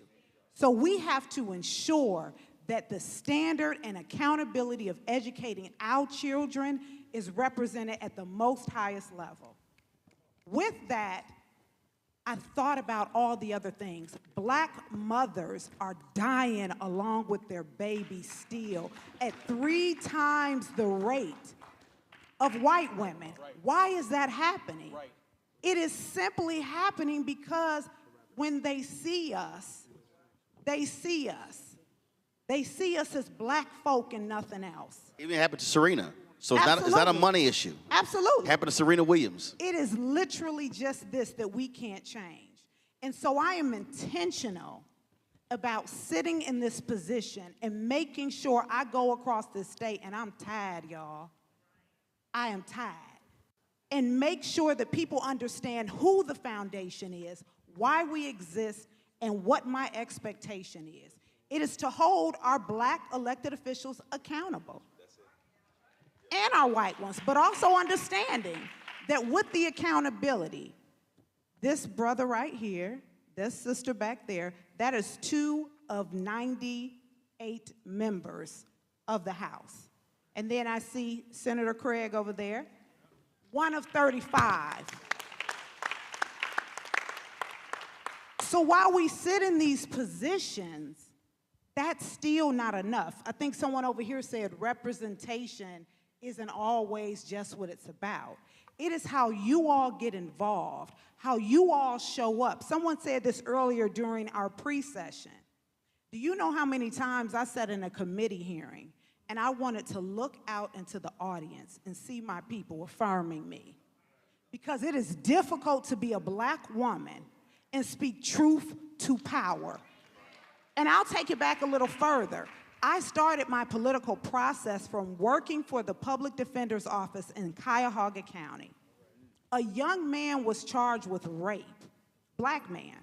When I went to visit him in the jail, I was sitting there waiting. It was a Monday morning, and they line up all the inmates because all the attorneys and everyone is there. What I saw was an image of a modern-day slave ship and us being ushered through. That image never left my mind. And when I saw the young man, I saw my son, who at the time was 17. And I thought, what if my son were on the other side of this glass? I left, I went home, and I kept saying, what am I supposed to do? What am I supposed to do? Because it ain't this, it's not law. And I woke up the next day, and I feel like the Lord said, run for office. And so I did, but I thought, what am I going to run for? I ran for city council in a city that was 47% black, pretty working class community, nothing highfalutin, nothing extremely poor, but the entire government was white. I was the first black woman elected to city council in 2019. Nope, I don't want any claps for that. That's a problem. The city had been around for 101 years. How? But it took me to want to stand up and do something. After that, I said, I'm running for mayor. I just thought I was everything at that point. But them white folks showed me that I wasn't going to be their mayor, okay? I got death threats and everything else under the sun, but it has not stopped me, which goes back to this full circle moment. We need our black men and women to come together. Because I was a single woman, I believe that I got the level of attacks that I got. I did not have black men standing up and supporting me, but they wanted me to run for office. Everybody and their mama called me. I got a parking ticket. The police did this. They did that. But not one of them stood with me. And this is not an attack on black men. This is the reality of what we've got to do better in 2025 going forward. They want us to stay divided. And so we have to come together. We have to build one another up. I need every black woman and every black man in this room to stand beside me and help to empower me. We all need that. It is so critical and so important that Ohio, we look at what we're going to do, the state of black America. Let's talk about the state of black Ohio. We are developing a report. We are going community to community to hear the voice locally, turn those conversations into actual data, use that data to develop policy to drive change at the State House. And I am charging my brother, Assistant Minority Leader Dontavius Gerald, with the duty and the responsibility to help push these policies forward. We can't just sit at the table and have these conversations. We need to know what it is that everyone needs for us to be empowered. I know the clock is ticking, but I didn't get to talk, y'all. Yeah. So, you know, I just want to talk a little. It's so important that we understand how all of this ties together. You can't have a school board. You can't have a council. You can't have soap. You can't eat French fries from McDonald's, which you shouldn't eat anyway, without policy being involved. Policy is in every single thing we do. Somebody down there eats McDonald's French fries? Bishop turned a little bit quick after you mentioned that. Somebody probably own a McDonald's franchise. They like, shh. I mean, I'm just saying. But my point is, policy is in every single thing that we do. And if you Yes. don't want to run for office, if you don't want to go to the State House, reach out to the Ohio Legislative Black Caucus Foundation. Yes. My goal this year was to raise $500,000. And if I'm being transparent, and I had this conversation with Jewel about 3 weeks ago, I've raised $88,000 so far. This is June. This report that I'm trying to do is going to cost us $400,000 to go across the state with all the researchers, develop the marketing and all of that. That $5, that $25, that $10,000 matters in situations like this. While everything is happening at the federal level, it is happening right here, 20 minutes away at Cap Square. I need the support of everyone. I need the black church. I need the pastors, bishops. Yes. Don't go get no more fries. Donate it to Yes. the Ohio Legislative Black Caucus Yes. Foundation. Yes. I hear you. Listen, did you want to finish listen. your statement? Okay. Yeah. But Jewel, yes, go ahead. This report will be so critical in how we move policy forward, which will then tie into what Jules has been working on that we're going to talk about in the end. I will end with that, but please go to www.olbcfoundation.org, Ohio Legislative Black Caucus Foundation. If you can't donate, follow. If you can't donate, share. We are trying to do the work to ensure that our voices are heard and not silent. Thank you. Let's get the man, Jewel and Kevin. There is a moment in any mass group where you reach the point of diminishing returns. And I think we're, in the words of my grandma, pretty near there. But we want to have Brother Roland. He and I were going to wrap it up. I'm going to defer to you. I'll be standing up there Sunday morning. So I'm going to defer to you. Our beautiful young ladies are still here to dance, and we're going to all stay to see them dance. Okay, I'm waiting. We're going to all stay and see our daughters dance. So unless you are doing open heart surgery at a hospital in the next 30 minutes, everybody's staying. In the words of my brother Marvin Sapp, close the doors. Close the doors. Anybody else leaving, close the door. I know Kevin, we're going to talk about the offering. Let me just say this, and then we're going to have Brother Roland come and wrap it up.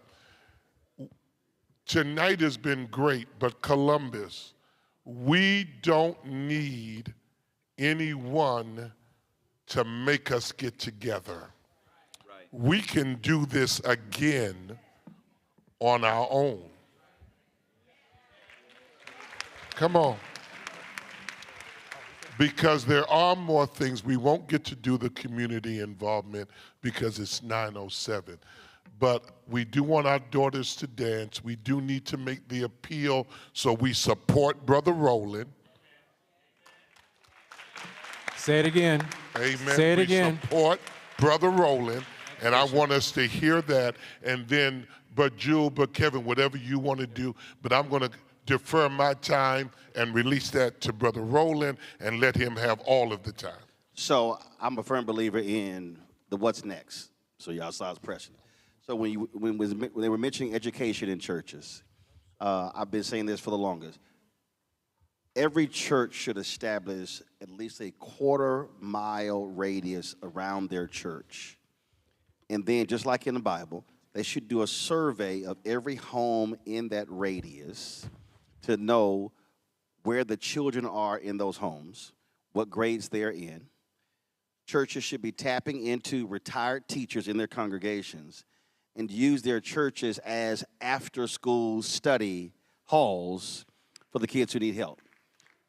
That's a very basic thing that can easily be done. So that's one thing. But what you have to do as individuals is here. So Jules said they've already collected the data of everybody who's here.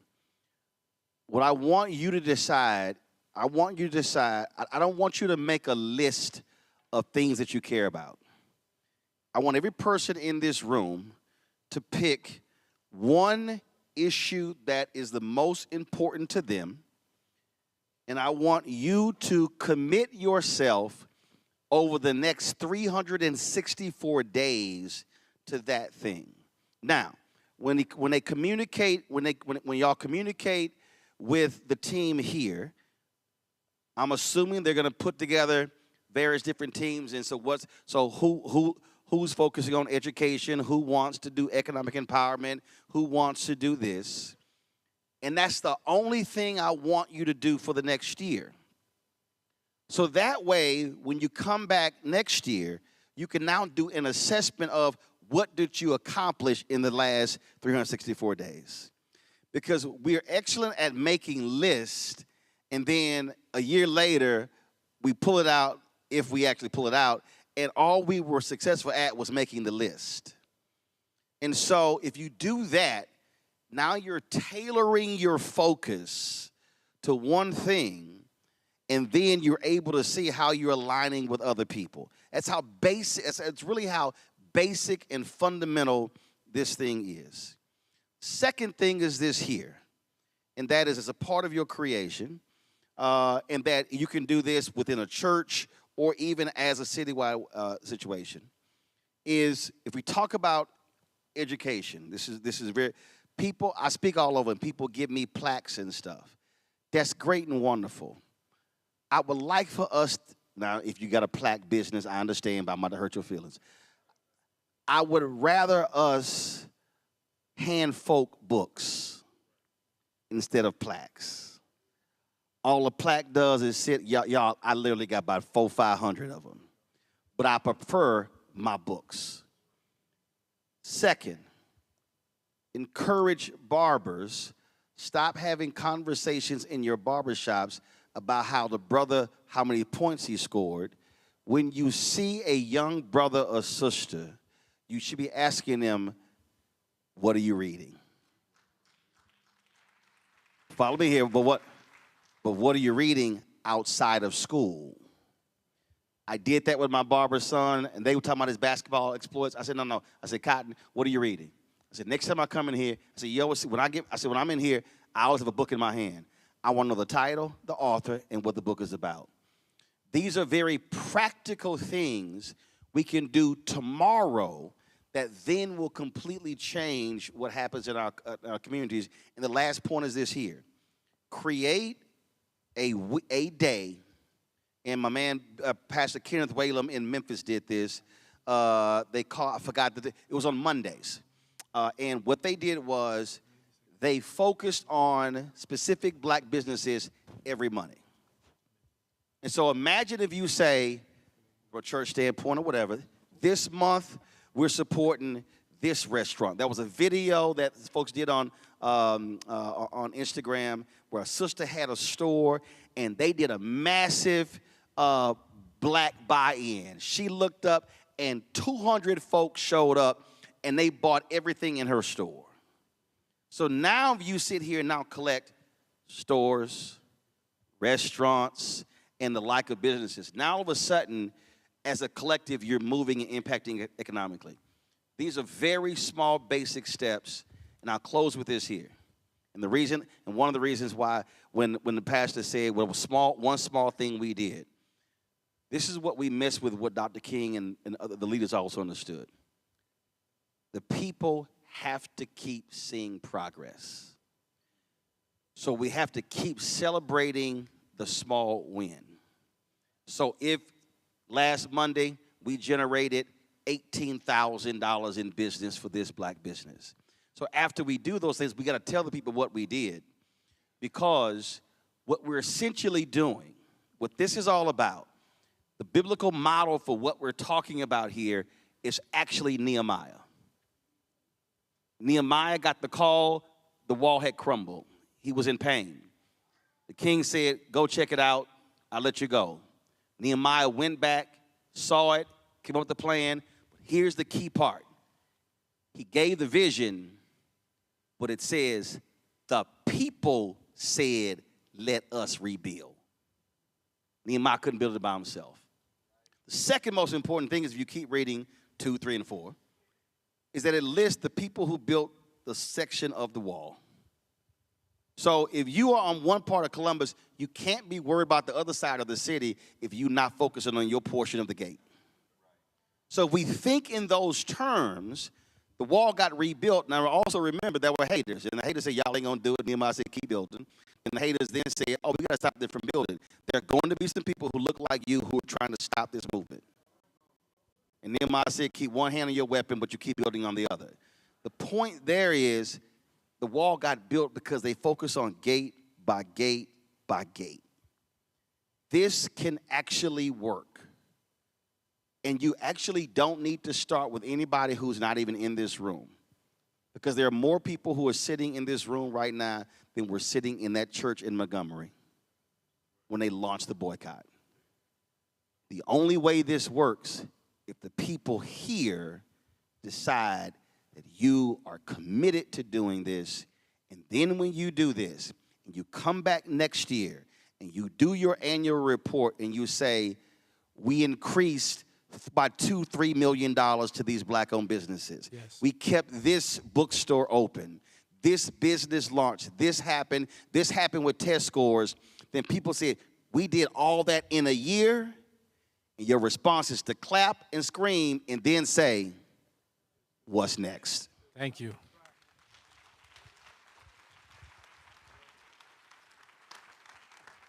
All right, all right. So let's do one more thing. Let's give it up for Roland Martin one more time, y'all. All right, so before I bring up another special guest for a very brief message, you all see that we have the QR code up on the screen. We want to keep those donations rolling. One of the things that Julie and I have been talking about a lot, and Roland as well on his show, we have to go from protests to invest. He just dropped the message right there, right? We have to get behind each other, support each other, see the progress that we make, and then keep on doing it because we can do it. When we work together, right, we always make it happen. So with that, I'm going to ask you all to continue to contribute as we continue with the program. I want to introduce our president of the National Panhellenic Council of Columbus, Mr. Adrian Moore, is going to come up and give us a very quick speech, and then we're going to continue with the program to wrap up, all right? It's all yours, Brother Moore. It's on? All right. I don't know about a speech, but I'll try to make this. First and foremost, thank you, Bishop. Thank you, Brother Roland.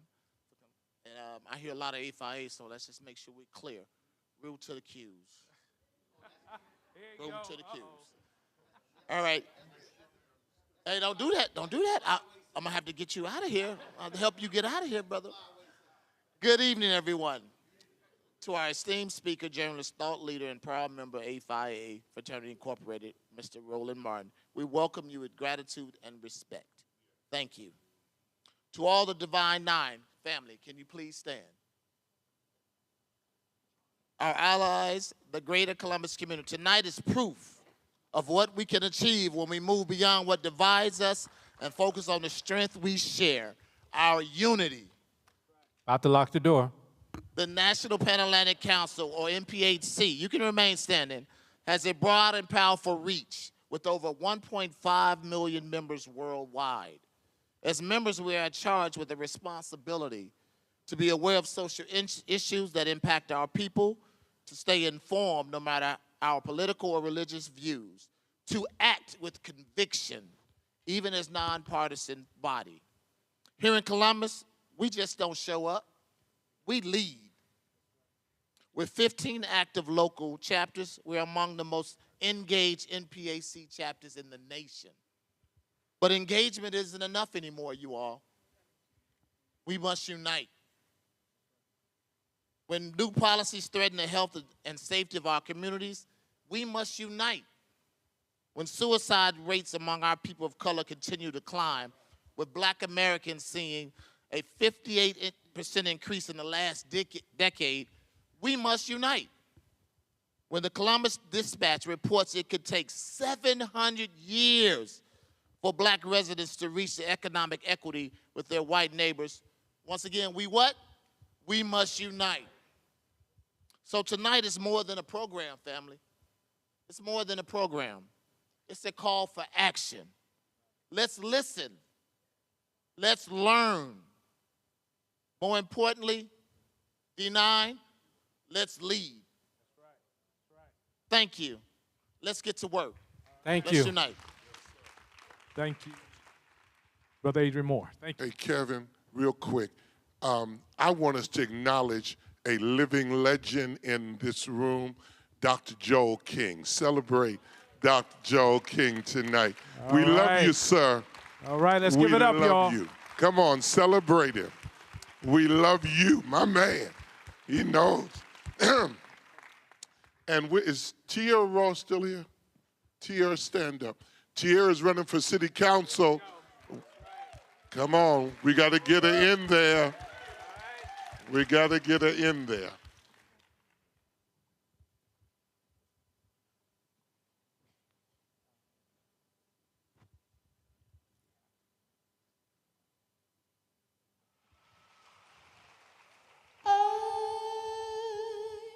So much to thank God for.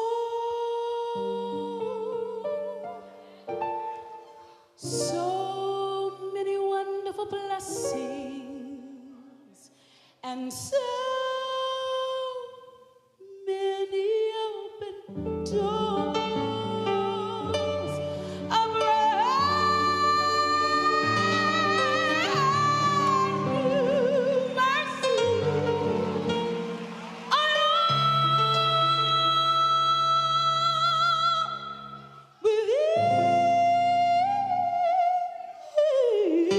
New day.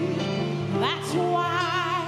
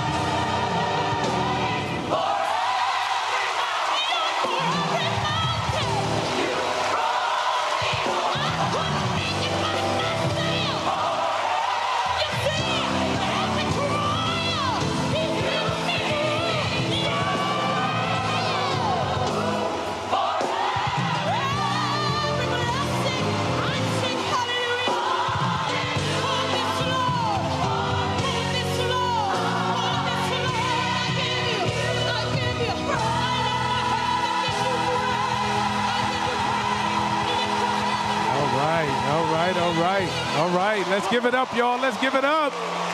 Let's give it up for Depa. D-E. D-E. Excellent. Thank you. Thank you. Thank you so much. Kev? Okay. Excellent job. D-E.